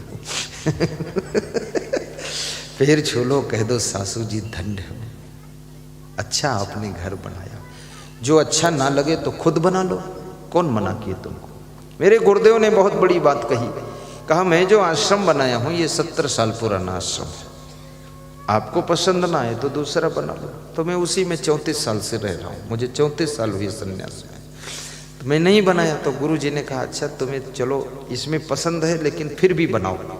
बोले बनाओ, हमारे जीते जी एक बना के दिखाओ। तो हमने कहा ठीक है बना देंगे। तो मैं 5 साल से बना रहा हूँ, वो बन ही नहीं पाया। और गुरु जी जो बनाए हैं उसी में रहता हूँ। मैं गुरु को धन्यवाद देता हूँ। न ईंट का रेट मुझे मालूम, न मोरंग, न सीमेंट, न छड़, और न मुझे मालूम है कहाँ से दूध आता, कौन भैंस बच्चा दी है कि भैंस ने भैंस दिया है। हमको दूध मिल जाता, वहाँ जाता हूँ, चना चबाने को मिल जाता है, सब्जी खाने को मिल जाती है, सोने के लिए कमरा मिल जाता है। इससे बड़ा और गुरु मुझे आत्मज्ञान भी दिया, कल्याण भी किया, मुझे जीवन जीने का ढंग सिखाया। ऐसे गुरुदेव के चरणों में बार बार बलिहार होना चाहिए, उनके चरण छूकर प्रणाम करना चाहिए। कितने शिष्यों को देखा जाता है गुरु की ही निंदा करते रहते, इतने चंडाल खोपड़ी, वहीं दूध पीता है, वहीं मलाई खाता है, और वहीं पर खूब रजाई गद्दे फाड़ता है। और उसके बाद कहता है गुरुजी कुछ कर नहीं पाए। तो उससे मैं पूछता तूने क्या किया? बोले हमने 7 रजाई फाड़ी, ये कोई कम किया का? चोर कहीं का कुछ ढेर नहीं लगा सकते, नहीं, बुद्धि नाम की चीज नहीं, रजाई रखने का कल नहीं। गिलास रखते हैं तो वो लुढ़क के गिर जाता है, अंग्रेजी में बात करते, हिंदी मालूम नहीं कभी गुरु से नाराज मत हो, माँ बाप से नाराज मत हो, सास ससुर से गुस्सा मत हो। जो दिया जो मिला अच्छा है। अगर आपकी माँ बाप कहते हैं मैं जमीन तुमको नहीं दूंगा, तो डबल पैर छू लो, कह दो इससे बड़ा भाग्य क्या होगा। अब मुझे अपनी शक्ति दिखाने का वक्त आया है, कुछ मत दीजिए। आपने इतना सुंदर शरीर जन्म दे दिया, बचपन में हम कमजोर थे, लाचार थे, दूध पिलाकर बड़ा कर दिया, अब देने की कोई जरूरत नहीं है। अब आपन तेज संभारो आपे, तीनों लोग हाँकते कांपे। अपने तेज को संभालिए, सब हो जाए। रामचंद्र जी वनवास गए, लक्ष्मण साथ में गए, सीता जी गई, संकट बहुत आए, लेकिन अयोध्या से भरत से मदद नहीं मांगा, सूचना नहीं पहुंचाई कि थोड़ा सेना भेज दो, टुकड़ी भेज दो, यहाँ युद्ध करना। अरे कितने अपमान की बात है। अगर हमारे में शक्ति है तो वन के अंदर ही सेना नई बन जाएगी और वन के अंदर ही हम विजय प्राप्त करेंगे। अयोध्या की मदद की जरूरत नहीं है, राम भगवान ने करके दिखा दिया। कितने लोग रोते चिल्लाते घूमत रहते हैं कि हमारे पिताजी हमका कुछ नहीं दीने, हमारी सासू सब जेठानी के दे दीने, हमका नहीं दीने। अरे जो बचा वो भी उसी को दे दो, बेईमानों को छोड़ो, काम खत्म करो, निकलो वहां से, देखो तुम कितना अच्छा उन्नति करोगे। ये कचड़े लफड़े पचड़े में कहाँ फंसे हुए? तुम अपनी शक्ति को क्यों नहीं पहचानते हो? तुम बुराइयों में मत फंसो, गलतियां मत करो, अच्छी संगत में रहो, ज्ञान सुनो और आलस्य मत करो, इंद्रियों को बस में रखो। तुम जंगल में मंगल कर सकते हो। तांडव वन को भी पांडवों ने हस्तिनापुर से अच्छा राजमहल बना दिया। ये सब आपके अंदर शक्ति छिपी हुई है। भाई भाई में बंटवारा हो, 2-4-10 हजार के लिए, थोड़ी चीज के लिए मारपीट, कत्ल कुतल, ये सब फालतू काम है। छोड़ दो बेईमानों के लिए। अब कोई बहुत ही तुमको परेशान कर रहा है तो उससे मुकदमेबाजी भी करो, हिम्मत रखो, डरो मत, रो मत, केस लड़ो, न्यायालय में लड़ो, उसको हराओ, अपनी प्रॉपर्टी बचाओ, डरना भी नहीं चाहिए। और न्यायालय में केस नहीं लड़ोगे तो आखिर वकील लोग क्या खाएंगे बेचारे, वो भी तो आस लेकर बैठे हैं कि मेरे को भी प्रभु कुछ देना, तो वहाँ भी थोड़ा माल पहुँचना चाहिए। हाँ। लेकिन कभी भी अपने घर में कोलाहल मत मचाइए, शोक भवन घर को मत बनाइए, कोप भवन भी मत बनाइए, घर को शांति भवन बनाइए। मंगल भवन अमंगल, गा दो चौपाई, तुम्हें याद है, तुम होशियार आदमी, गाओ। मैं नहीं गाऊंगा, तुम गाओ। अरे तुम मत गाओ, हम ही गा देंगे। हाँ, तुम्हारा प्रैक्टिस नहीं है, हमारा यही काम है। गाऊं माताओं बहनें, बोलो गाऊं, गाता हूं मैं, गाऊं तुम दोहराओ। मंगल भवन अमंगल हारी, द्रवहु सुदशरथ अजीर बिहारी। मंगल भवन, गुनगुन गुनगुन गाइए, सब गाइए, कोई बचना नहीं चाहिए। और सब हिम्मत से बैठे रहो, जाना मत। कौन जा रहा है, क्या नाम है, बैठ जाओ, राम राम तुमको, बस 5 मिनट और मान जाओ मेरे दुर्गा लाल, बैठ जाओ। ये कौन है, चंदूलाल, बैठो। मंगल भवन, निकलना नहीं चाहिए आदमी। अगर यूरिन लगे तो भी मत जाना, प्यास लगे तो भी मत जाना, भूख लगे तो भी मत जाना, कोई बुलाए तो भी मत जाना, कोई मोबाइल करे तो ऑफ करके रख देना। ये बहुत दुनिया देख लिया हूँ, 3 दिन का सत्संग मिला है, इसमें भी लफड़ा है, नहीं जाऊँगा, सुनूंगा। ऐसे ध्यान से सुनो, जिंदगी बदल जाएगी। मंगल भवन अमंगल हारी, द्रवहु सुदशरथ अजीर बिहारी। घर में मंगल भवन चाहते हो, 24 घंटे में एक बार आधे घंटे के लिए बैठ करके भजन गाइए। सुर हो ना हो लेकिन फिर भी भजन गाइए। सास बहू साथ साथ, बाप बेटे साथ साथ, पति पत्नी साथ साथ, देवरानी जेठानी साथ साथ, हो सके तो मंजीरा भी बजाइए, हो सके थोड़ा ढोल भी बजाइए, तबला, हो सके तो हारमोनियम पेटी बजाइए और गाइए, 2-4 भजन गाइए, 10-20 चौपाई गाइए। फिर देखना आपके घर का माहौल कितना चेंज हो रहा है, बहुत बदल जाएगा। मंगल भवन अमंगल हारी,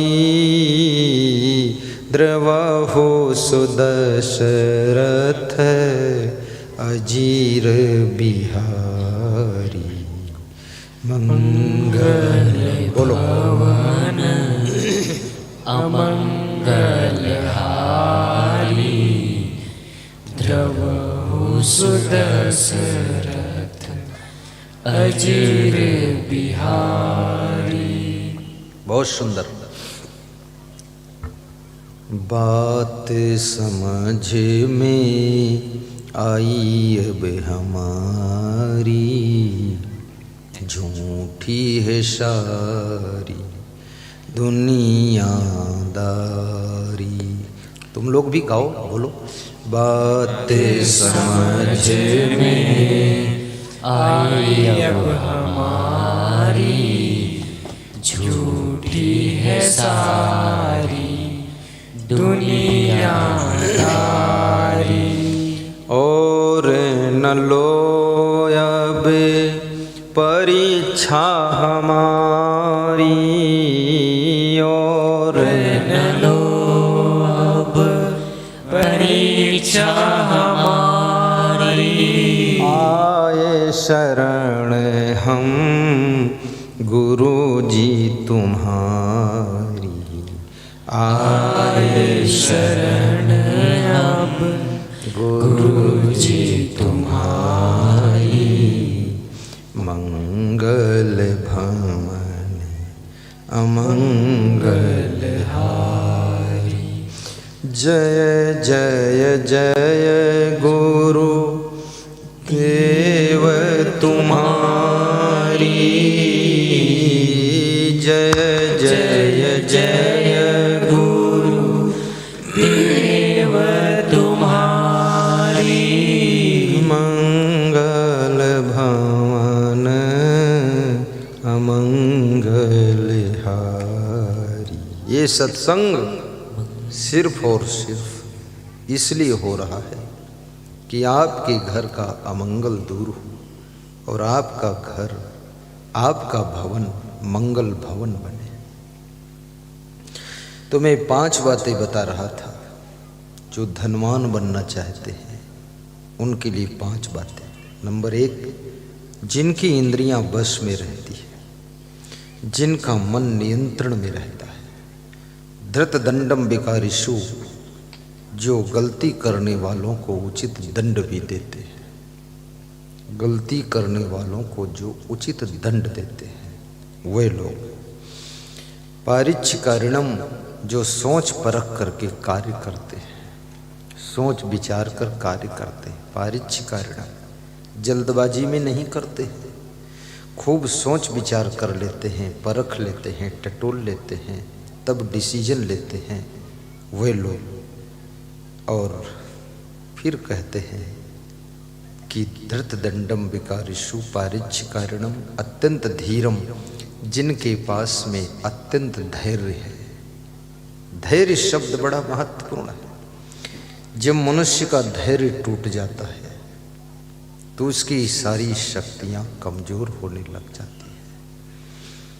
जिसके पास में धैर्य नहीं है उसकी विजय भी पराजय में बदलने लग जाती है। तुम्हारे ऊपर बहुत कर्जा लदा हुआ है, 20 लाख का कर्जा है, लोन लिया है तुमने, लेकिन यदि धैर्य है तो कर्जा आपको दुखी नहीं कर पाएगा और धीरे धीरे वो कर्जा खत्म हो जाएगा और कर्जदार बच जाएगा। यदि धैर्य नहीं है तो कर्जदार मर जाएगा और कर्ज बच जाएगा। हार्ट अटैक हो जाएगा, टेंशन में आ जाओगे। ये जो लोगों का हार्ट अटैक होता है ना, ये ज़्यादा सब धैर्यहीन लोग हैं, धीरज नहीं इनके पास, और बहुत दुखी हो जाते हैं, घबरा जाते हैं। धैर्य तुम्हारा मित्र है। धीरज धर्म मित्र और नारी, आपत्काल पर रखिए चारी। धैर्य, मित्र और नारी और धर्म, ये 4 की परीक्षा आपत्तिकाल में होती है। तुम सुखी हो, संपन्न हो तो आपकी पत्नी आपके साथ है, तब तो उसका नाम पत्नी है। लेकिन तुम दुखी हो और तुम गरीब हो गए, दिवाला निकल गया और तुम बीमार हो, तो भी जब पत्नी तुम्हारा साथ निभाती है वो पत्नी फिर धर्म पत्नी कहलाती है, जो संकट में भी तुम्हारा साथ न छोड़े। और धीरज, जब कोई आपत्ति आती है तब तुम्हारे धैर्य की परीक्षा होती है। ऐसे तो सभी कहते हैं मैं बहुत साहसी हूँ, बहुत धैर्यवान हूँ, लेकिन नहीं, जब कोई आपत्ति आ जाए, विपत्ति आ जाए, संकट आ जाए, उस समय तुम्हारे धैर्य की परीक्षा होती है। तब तुम कितना टिकोगे, विचलित होगे कि नहीं होगे।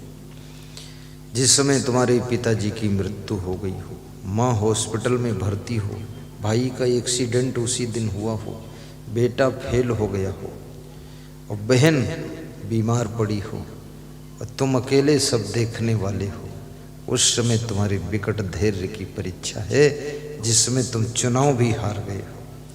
चारों तरफ से तुम घिर गए हो संकट के बादलों में। बादल कितना ही सूरज को घेर ले, लेकिन एक दिन बादल को फटना पड़ता है, हटना पड़ता है और सूरज चमक कर रहता है। आप सूरज बनो, ये विपत्तियों के बादलों को फाड़ दो। एक दिन चमकोगे आप, घबराया मत करो। और जिसके घर में प्रेम होता है उस घर के लोग कभी भी विचलित नहीं होते। पति पत्नी में प्रेम, भाई भाई में प्रेम, पिता पुत्र में प्रेम, देवरानी जेठानी में प्रेम, सास बहू में प्रेम, परस्पर का प्रेम, परस्पर की एकता, परस्पर का संगठन बड़ी से बड़ी आपत्ति से भी तुमको पार कर देता है। इसलिए परस्पर थोड़ा प्रेम रखिए। एक छोटी सी मैं कहानी सुनाऊंगा आपको, उसी कहानी के बाद विराम दे दूंगा। एक कबूतरों का झुंड था, कबूतरों का झुंड। उस कबूतर के झुंड में एक मुखिया कबूतर था जिसका नाम चित्रग्रीव था। तो सभी कबूतर दाना चुगने के लिए एक मैदान में उतर जाते हैं, झुंड के झुंड। बहेलिया आता है और जाल फेंक देता है, जाल में फंस जाते हैं। तो सभी कबूतर भागने की कोशिश करते हैं, अपनी अपनी जान बचाने की कोशिश करते, सब डर जाते, घबरा जाते, निकलो भागो क्या करें। तो सभी पंख फड़फड़ाने लगे, पंजा चलाने लगे, तड़फड़ाने लगे। तो जो चित्रगिरु कबूतर था, कबूतरों के झुंड का मुखिया, उसने कहा प्लीज साइलेंट, इंग्लिश बोलता था, हिंदी में नहीं, कृपया शांत रहें, तड़फड़ाइए मत, पंख फड़फड़ाइए मत, चुप रहिए। तो सब शांत हो गए। तो सब कबूतरों ने कहा कि मेरे मुखिया हम शांत रहेंगे, ये आप कह रहे हो जो ना, तब तक तो बहेली आएगा पकड़ लेगा। बोले नहीं, मैं बताऊंगा वो करना, संगठन में रहो। मैं जब कहूंगा सब एक साथ ऊपर उड़ो तो उड़ जाना, तो इस जाल को लेकर उड़ जाओ सब लोग, इधर उधर मत भागो, ऊपर उड़ो। फिर मैं बोलूंगा कि सब नीचे उतरो तो नीचे उतर जाना। बोलूंगा मैं चारों तरफ भाग जाओ तो चारों तरफ भाग जाना। तो जाल हवा में आकाश में टंग जाएगा, तुम नीचे निकल जाओगे, फिर जाल नीचे गिर जाएगा, तुम बच जाओगे। ये करना। कितने बड़े आप संकट में हैं, लेकिन आपके घर में, आपके आश्रम में, आपकी संस्था में, आपकी पार्टी में कोई एक भी व्यक्ति यदि विशेष बुद्धिमान है और उसकी बात मानने के लिए सब लोग तैयार हैं, तो वो संकट से पार हो सकते हैं। बात मानना भी बहुत कठिन है, क्योंकि ज़्यादातर लोग अपनी अपनी ढपली, अपना अपना राग अलापते रहते हैं, वहाँ डिस्टर्ब बहुत होता है। चित्रग्रीव कबूतरों का जो मुखिया है, उसने कहा कि मेरे भाइयों सब एक साथ ऊपर उड़ जाओ। एक साथ उठे सब, तो जाल को भी उड़ा ले गए। बोले सब नीचे उतर जाओ, सट से नीचे उतरी। बोले चारों तरफ भाग जाओ, चारों तरफ भाग गए। जाल आकाश में उड़ रहा है और कबूतर सब बचकर निकल गए। बहेलिया पीछे से लंबा बांस लेकर दौड़ाता है। बहेलिया का मन टूट जाता कि सैकड़ों कबूतर फंस गए थे लेकिन नहीं पकड़ पाए। याद रखना, समस्या के जाल से बाहर निकलने के लिए, संकट के जाल से बाहर निकलने के लिए, बीमारी के जाल से बाहर निकलने के लिए कोई समझदार, बुद्धिमान मार्गदर्शक की सलाह से काम कीजिए, तो दुनिया के हर जाल से तुम बाहर निकल जाओगे। बंद करूं कि थोड़ा और सुनाऊं? थोड़ा और महिला मंडल से पूछ लेता हूं, बंद करूं कि और ज्यादा सुनाऊं? है? इनकी तरफ सेंटेंस बदल दिया कि ज्यादा सुनाऊं। माताएं बहनें भी बहुत महान हैं। धन्य हो, धन्य हो, बैठे रहो, बैठे रहो, कोई जाना नहीं। बेटा मान जाओ। लाल शर्ट, तुम कैसे आदमी हो? ए रूमाल वाले, मान जा, तुम बैठ जा। देखो ये आदमी कितने खतरनाक है। कुछ नहीं उन्नति पुन्नति कर पाओगे। हम जो बता रहे इसको सुनो समझो, बहुत विकास होगा, फिर बहुत एकदम महान बन जाओगे। जाना नहीं, आना है तो आ जाओ, पकड़ पकड़ के बिठाओ, इनके पैरों में रस्सी बांधो और पाइप में बांध दो। मेरे पाँव पड़ी जंजीर, प्रभु कैसे निकलूं मैं।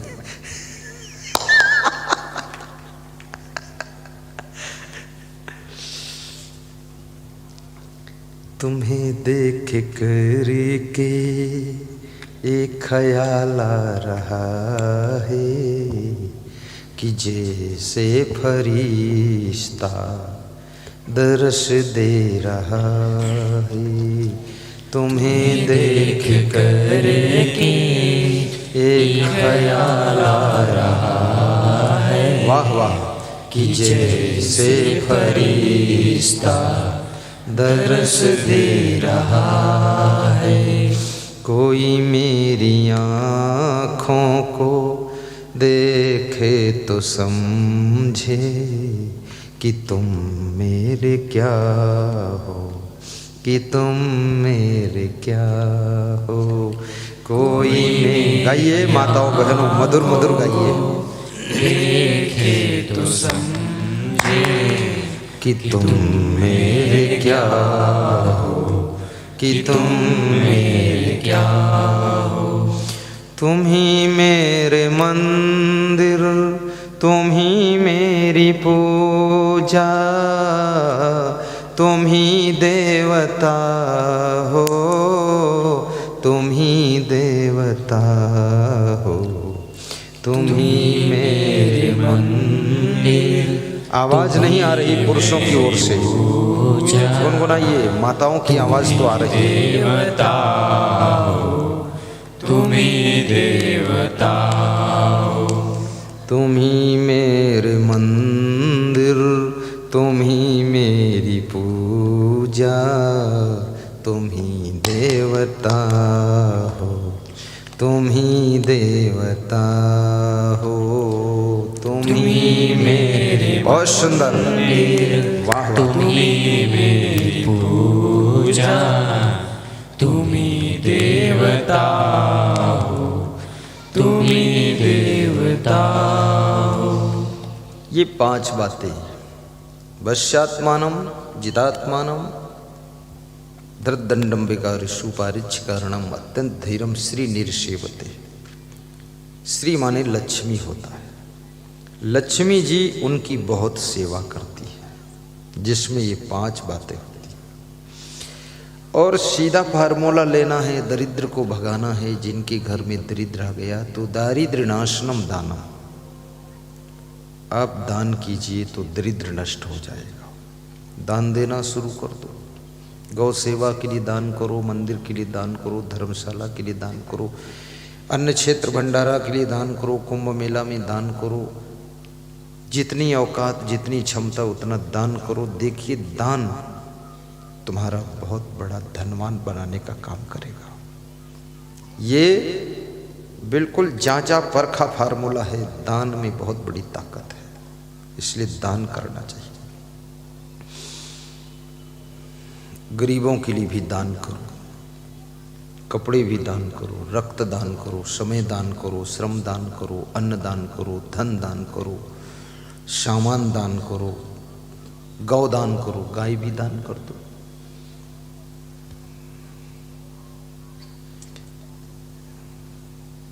दान करने से तुम्हारी उन्नति होगी। कैसे होगी? क्योंकि जो दान करता है, कौन करता है? जो लोभ को मार पाता है वही दान कर पाता है। लालच कुछ किसी को देने नहीं देता है। और लालच जो है पाप का बाप है, और पाप का बाप तुम्हारे साथ है तो पापी तुमको बनाता है। तो पापी को कहाँ कुछ मिलने वाला, पापी तो दरिद्री हो जाएगा। इसलिए पाप के बाप को पहले मारो। तो पाप का बाप है लोभ। लोभ को कैसे मारोगे? लोभ को दान से मारोगे। दान करोगे, लोभ मर जाएगा। इसलिए लोग दान करना बहुत कठिन काम है। दान की निंदा भी लोग बहुत करते हैं। निंदा करते हैं कि अरे हमारे से मांगने आए थे, चंदा मांगने आए। क्यों मांगने आए? हम क्यों दें? इंग्लिश बोलते हैं, क्यों दें? तुम्हारा जब चोर चुरा ले जाएंगे तो क्यों चोरी होने दिया तुमने? क्यों म्यों मगर मत कर, दे दे। वे लोग महान हैं जो बहुत बड़े कार्य के लिए 10 करोड़ का मंदिर बन रहा है, उसके लिए चंदा मांगने आए हैं। कभी अपने स्वार्थ के लिए नहीं मांगा है। आज उस मंदिर के लिए वे आपसे सहयोग लेने आए। और देखने में लगता है वो मांगने आए, मांगने नहीं, वे तुमको पुण्यात्मा बनाने का अवसर देने के लिए आए कि आप भी इस पुण्य को लूट लो, थोड़ा आपका भी योगदान हो जाए और आपको भी पुण्य मिल जाए। पुण्य लूटना चाहिए। और जो भी अपने से संभव हो सके मंदिर बनाने में भी दान कर दीजिए। आश्रम बन रहा हो वहाँ दान करो। लेकिन ये भी मैं कहूँगा, मंदिर बने तो मंदिर को सबके पैसे से अगर बना है तो सबके लिए उसका द्वार खुला रहना चाहिए। फिर वहाँ नाटक मत करो, बपौती बनाकर मत बैठो। आश्रम बनाया है तो आश्रम में बहुत लोगों का पैसा लगा है, तो सबके कल्याण के लिए आश्रम होना चाहिए। आश्रम को घर मत बनाओ, मंदिर को घर मत बनाओ। घर को मंदिर बना दो, बहुत पुण्य होगा। लेकिन अगर मंदिर को घर बना दोगे तो बहुत पाप हो जाएगा। कितने पुजारियों ने मंदिर को घर बना लिया है और कितने महंतों ने आश्रम को अपना घर बना लिया है। 2-2, 3-3 पत्नी ले आए हैं और उसी में रहते हैं। कचकच मचा रखा है, आश्रम की सत्यानाश मार दी और पूरा मूर्ख है, भालू बना बैठा है। कोई बोले तो अंगार बरसाता है और किसी को आने नहीं देता है। आप अपने घर को आश्रम का स्वरूप दीजिए, घर को मंदिर का रूप दीजिए, लेकिन मंदिर को मंदिर रहने दो, आश्रम को आश्रम रहने दो। जो सार्वजनिक कल्याण के केंद्र हैं उनको अपना घर घूरा मत बनाइए, इससे बहुत बड़ा पाप लगता है। आश्रमों की संपत्ति पर कब्जा मत करिए। कितने साधुओं को मार डाला बेईमानों ने। उनके आश्रम में 10-20 एकड़ जगह थी, उस पर कब्जा कर लिया चुट्टा लोगों ने। और जब छोड़ने को कहा तो महात्मा का ही मोक्ष कर दिया। महात्मा जी मर गए। अब महात्मा जी मर गए बेचारे, ये सब क्या कर रहे हो तुम? फिर भगवान कहते हो भगवान हमको देखते रहना। भगवान तेरे बाप को भी देखे और तेरे को भी देख रहे। इतना चोर कहीं का, लोभी, ये आश्रम की जमीन पर कब्जा किए है, मंदिर की जमीन पर कब्जा किए है। वो मंदिर की जमीन की आमदनी मंदिर में लगनी चाहिए, वहाँ धर्मशाला बनना चाहिए, उस आमदनी से भंडारा होना चाहिए, दर्शन करने लोग आए उनको हलवा बंटना चाहिए। ये मंदिर की प्रॉपर्टी तुम्हारे खाने उड़ाने के लिए है। ये कितना बड़ा पाप का काम कर रहे हो। मंदिर में दे न सको तो लेने का आपका हक नहीं है। मंदिर से आश्रम में दान न कर सको तो आश्रम की जमीन पर कब्जा करके ये गुंडागर्दी मचाने का आपका धर्म नहीं है। देना चाहिए वहाँ। अभी कल मेरे पास एक सज्जन आए, बोले 45 फीट चौड़ा 50 फीट लंबा एक प्लाट है, मैं उसमें मंदिर बनाना चाहता हूँ, तो गुरुदेव आप ले लो, उसको बना दो। तो मैंने कहा मेरे तो समझ में नहीं आता है, क्योंकि 45 और 50 में तो हमारा ट्रक ही नहीं खड़ा हो पाएगा। एक तो 25 गाड़ियां हैं, उसमें कहाँ खड़ी होंगी, तो ये तो मेरे लायक है नहीं, आप बना लो। बोले वहाँ लोग घर बना देंगे, हम कमज़ोर हैं, हम मंदिर के लिए रखे हैं। तो हमने कहा वहीं एक कमेटी गठित कर दो, आप लोगों को जोड़ लो, धर्म की रक्षा करो। और मंदिर हिंदू धर्म की शान है, सिंधी धर्म की शान है, जैन धर्म की शान है। और ये भी याद रखना, ये तो धर्म वरम सब अलग।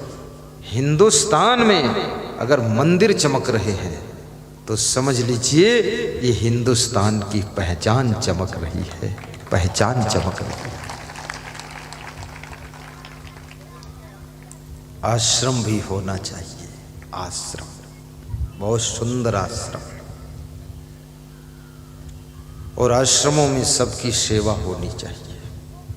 घर घूरा मत बनाइए। कल मैं ज्वाला मैया के दरबार में गया था, ऊंचे हरा गांव में। वीरेंद्र खड़े हो तुम, ये मुझे लेकर गए थे। तो वहाँ सभी से मेरा मिलन हुआ। तो वहाँ के जो संस्थापक हैं वो भी बहुत महान व्यक्ति हैं। बहुत मैं प्रभावित हुआ ज्वाला मैया का दरबार। मुझे एक मैया की चुनरी भी दिया उन्होंने, और शाल भी दिया, और पेन दिया, डायरी दिया, और फोटो भी दिया। ये सब दिया कि नहीं? और मैया ने दक्षिणा भी दिया थोड़ा सा कि डीजल उजल डाल लेना मेरे भैया, मैं मैया तू भैया। और वहाँ तो बहुत बड़ा विकास हो चुका है। पूरे गांव के लोग समर्पित सेवा कर रहे हैं। बहुत बड़ा नाम है, बहुत बड़ा धाम है। आप भी कभी दर्शन करने जाना ज्वाला मैया ऊंचे हरा। कितने लोग जा चुके, जरा हाथ ऊंचा करके बताइए। लगभग सभी जा चुके, कुछ बचे हैं, चले जाना दर्शन करना। बैठो वीरेंद्र, बहुत अच्छा धाम है। लेकिन वो जो वहाँ के लोग हैं ना, वो समर्पित है, और सबके लिए वहाँ खुला द्वार है। और सबके लिए हर सोमवार को 5,000 लोगों का भंडारा, 10,000 लोगों का भंडारा, 20,000 लोगों का भंडारा चलता है। सबको भोजन भंडारा खिलाते हैं। दोनों हाथ खिला रहे हैं, लुटा रहे हैं, सेवा हो रही। ऐसे मंदिरों में भी दान करना चाहिए, जहाँ से हमें कुछ संस्कार मिले, कुछ भक्ति मिले, कुछ मानवता की राह पर चलने का ज्ञान मिले। ऐसे मंदिरों की रक्षा भी करना चाहिए। और जैसे अभी यहाँ हरे माधव आश्रम है, अपना घर तो सभी बना लेते हैं, लेकिन हरे माधव आश्रम एक ऐसा है, कभी आपका मन दुखी हो, वहाँ जाकर शांति से ध्यान कीजिए तो मन की पीड़ा कम हो जाएगी। हरे माधव आश्रम, पीड़ा कम हो। जैसे अभी हमारे संतों ने संकल्प लिया उज्जैन में आश्रम बनाने का, अभी उसके पर्चे आपको दिया है। ये बहुत बड़ा आश्रम बनेगा, बहुत सुंदर बनेगा, लेटेस्ट बनेगा, टॉप का बनेगा, सुविधाजनक बनेगा, उल्लुल जुल्लुल नहीं बनेगा, ओल्ड मॉडल नहीं होगा, ये न्यू मॉडल का होगा।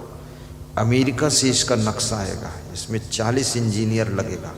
मैं भी इंजीनियर हूँ, कंस्ट्रक्शन इंजीनियर, मैं भी दिमाग लगाऊंगा, बहुत बढ़िया बनाऊंगा।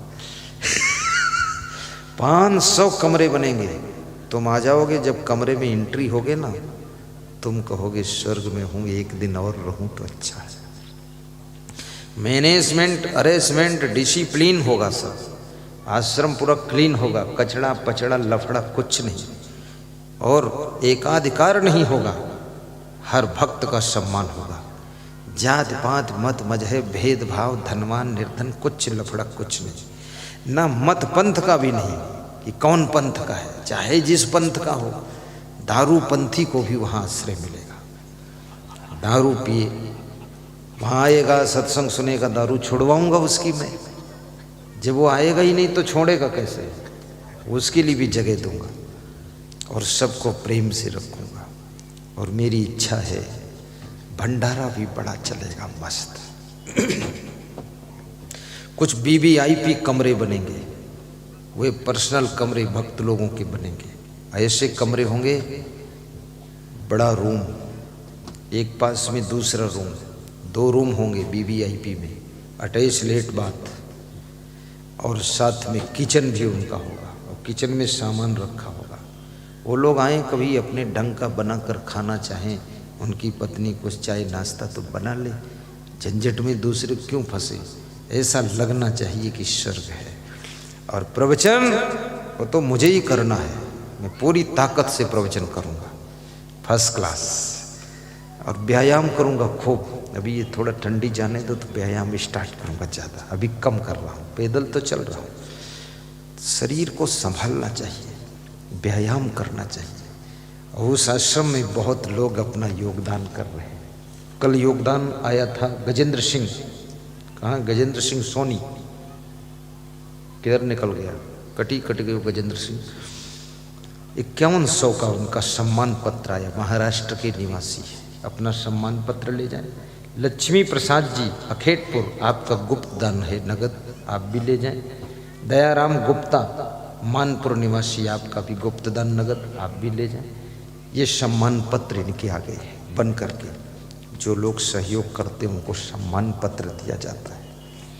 ये फार्म में नाम पता मोबाइल नंबर भरकर वहाँ कार्यालय में जमा करें, यहाँ जमा करें। और ये आश्रम दर्शनीय आश्रम होगा, तुम रिश्तेदारों को भी दिखाने लाओगे वहाँ।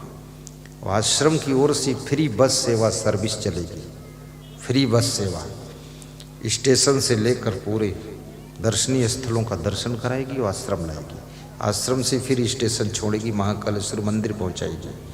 ये बहुत बड़ा काम होगा। और ये मेरा हिंदुस्तान का सबसे बड़ा सेंटर होगा। दयाराम, ये सबसे बड़ा सेंटर बनाऊंगा मैं मध्य प्रदेश में, उज्जैन तीर्थ स्थान को। ये लक्ष्मी प्रसाद जी है, इनके लिए ताली बजा दीजिए। देखो बहुत महान है वे, आश्रम के लिए जो दिया तो दिया, वो तो मुझे कुछ मिलना नहीं, वो तो कमेटी है उसकी, लेकिन मेरे लिए भी सेवा राशि दिया है। क्या प्रेम है, ऐसे देखते हैं गुरुदेव। ठीक बैठो, बहुत प्रेम भाव है। कोई मेरी आँखों को देखे तो समझे कि तुम मेरे क्या हो, कि तुम मेरे क्या हो। कोई मेरी आँखों को, बहुत अच्छी जनसंख्या है आज, तो समझे कि तुम मेरे क्या हो, कि तुम मेरे क्या हो। तुम ही मेरे मंदिर, तुम ही मेरी पूजा, तुम ही देवता हो, तुम ही देवता हो, तुम ही मेरे मन। धन्य हो दयाराम, तुम ही मेरी पूजा, तुम ही देवता हो, तुम ही देवता हो। आज मैं प्रसन्न हूँ क्योंकि मुझे उम्मीद नहीं थी उमरिया में इतने श्रोता आएंगे। पुरुषों का साइड पूरा लगभग फुल हो गया है, महिलाओं का 1/4 बचा है, 3 हिस्सा फुल हो गया है। कल 10-10 श्रोता, एक श्रोता और बुला कर लाना, तो इसको ओवरफ्लो कर देना। कौशल भैया का मन, उमा देवी का मन भी खुशियों से फुल हो जाएगा कि मेरी मेहनत सफल है। और बहुत प्रोग्राम में किया हूँ, 20-25 दिनों से यही देख रहा था मैं, कहीं बादल कहीं कुछ, लेकिन उमरिया में न जाने क्या हुआ है, बिल्कुल चमक रहा है मौसम सा, बहुत अच्छा है। और कौशल ने कहा था मेरे गुरुवर आएंगे, जिस दिन प्रवचन शुरू होगा मौसम चमकेगा, कुछ नहीं होगा गड़बड़ कुछ। बहुत बड़ी बात है। अब ये प्रकृति के साथ मुझे दांव पे लगा दिया उन्होंने। प्रकृति ने भी मेरी लाज बचा ली, नहीं पानी बरसता तो कहते कि गुरुवर मेरा कमजोर है, लाज बच गई। किसी घर में एक लड़का भाग गया था, महीना भर नहीं आया, तो उस लड़के के माँ बाप ने कहा आज अगर मेरा पक्का गुरु है सच्चा, मेरे पर दांव लगा दिया, तो बोले आज 5 बजे शाम तक जरूर मेरा लड़का आ जाएगा। अब मुझे पता भी नहीं, वो दांव पे लगा दिया। वो लड़का 4:45 पर आ गया, मेरी इज्जत बच गई।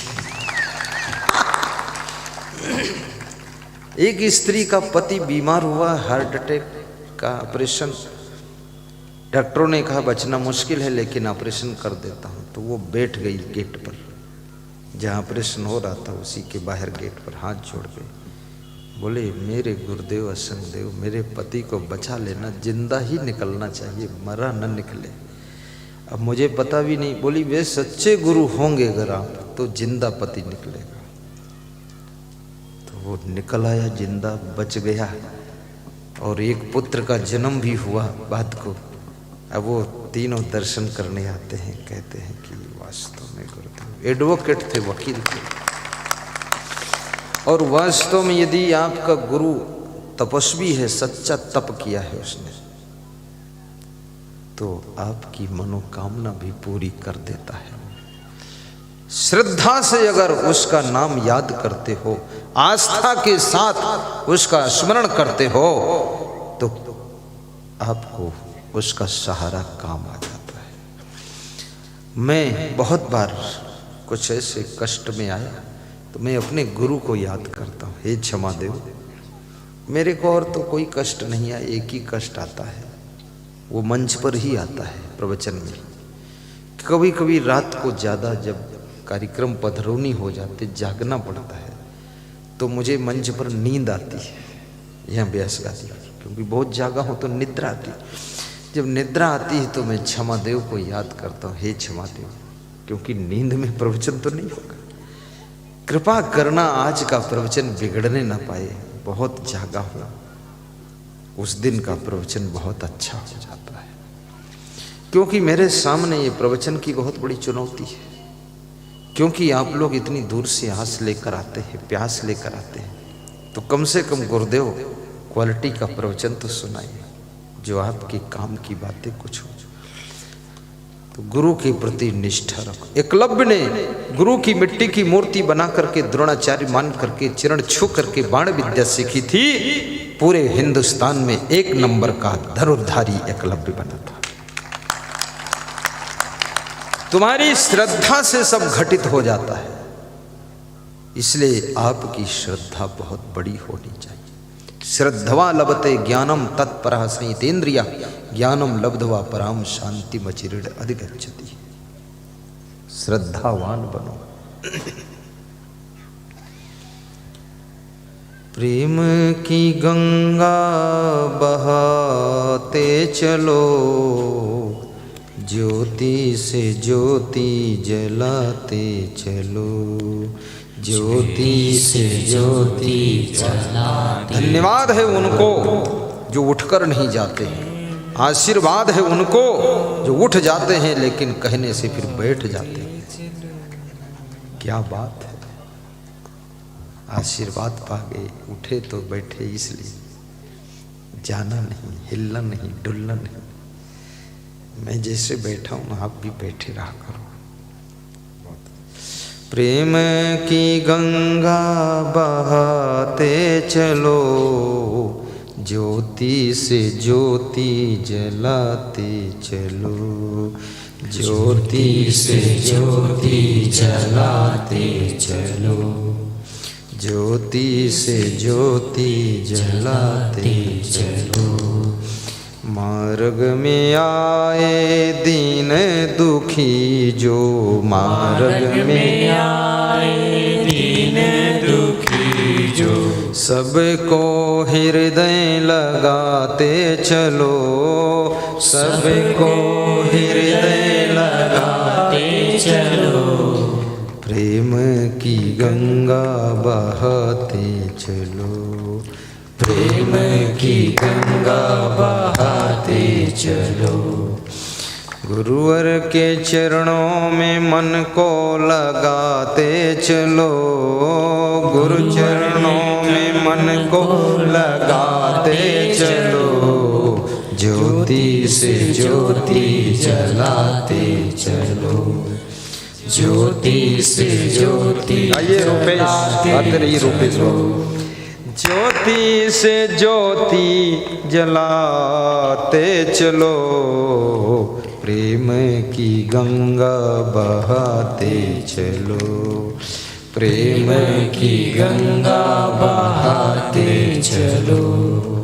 रुपया पैसा महल खजाना, रुपया पैसा महल खजाना, तुमने बहुत बढ़ाया है, तुमने बहुत बढ़ाया है। जब होवे परलोक को जाना, जब होवे परलोक को जाना, कौड़ी नहीं कमाया है, कौड़ी नहीं कमाया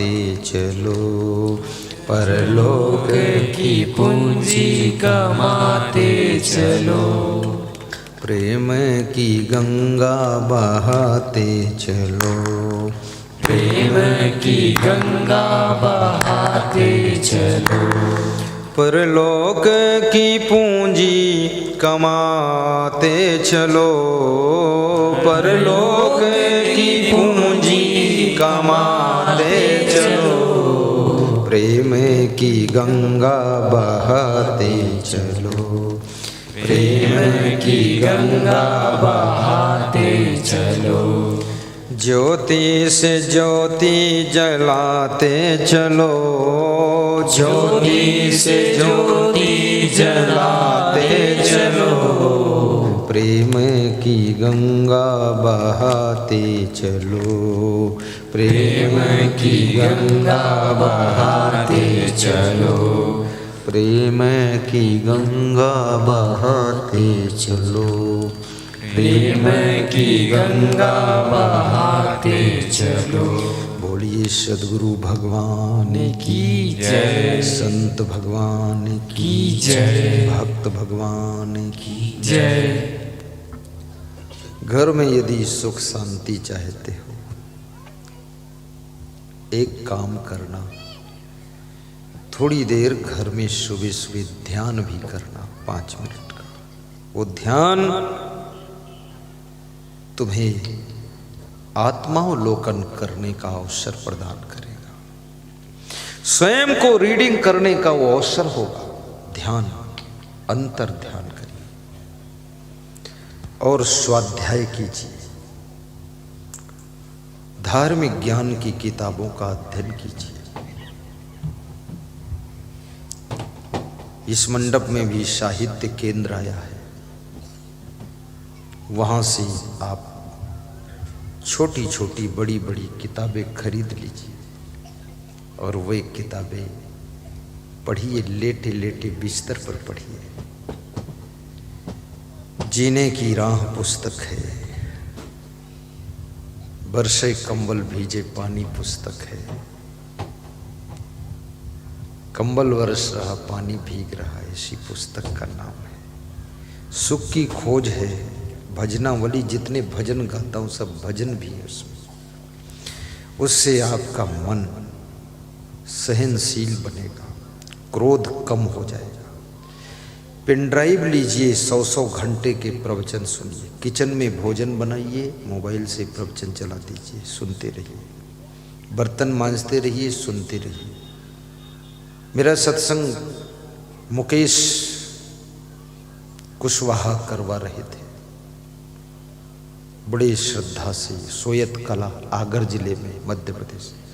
तो वहाँ बहुत से भक्त गुरुदीक्षा लेने आए, 250 लोगों ने गुरुदीक्षा लिया। उसमें एक माता जी कह रही थी, हम खेत में काम करते हैं तो आपका प्रवचन चालू कर देते हैं, मोबाइल यहाँ जेब में रहता है और सुनते रहते हो, जब तुम हंसते हो हम भी हंस लेते हो, काम करते रहता है।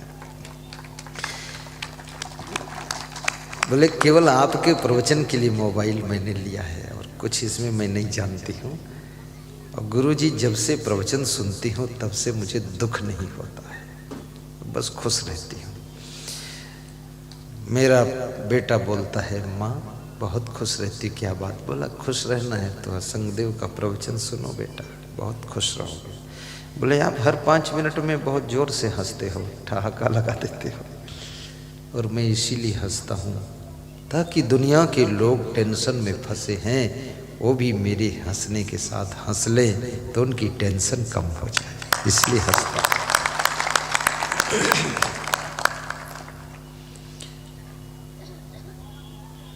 अपने घर में विशेष शांति के लिए दिव्य महान पुरुषों के चित्र भी लगाइए, उससे अला बला का प्रभाव भी खत्म होता है और उन दिव्य महान पुरुषों का दर्शन करने से अपना मन जो है प्रमुदित रहता है, खुश रहता है और आपको प्रसन्नता की प्राप्ति होती है।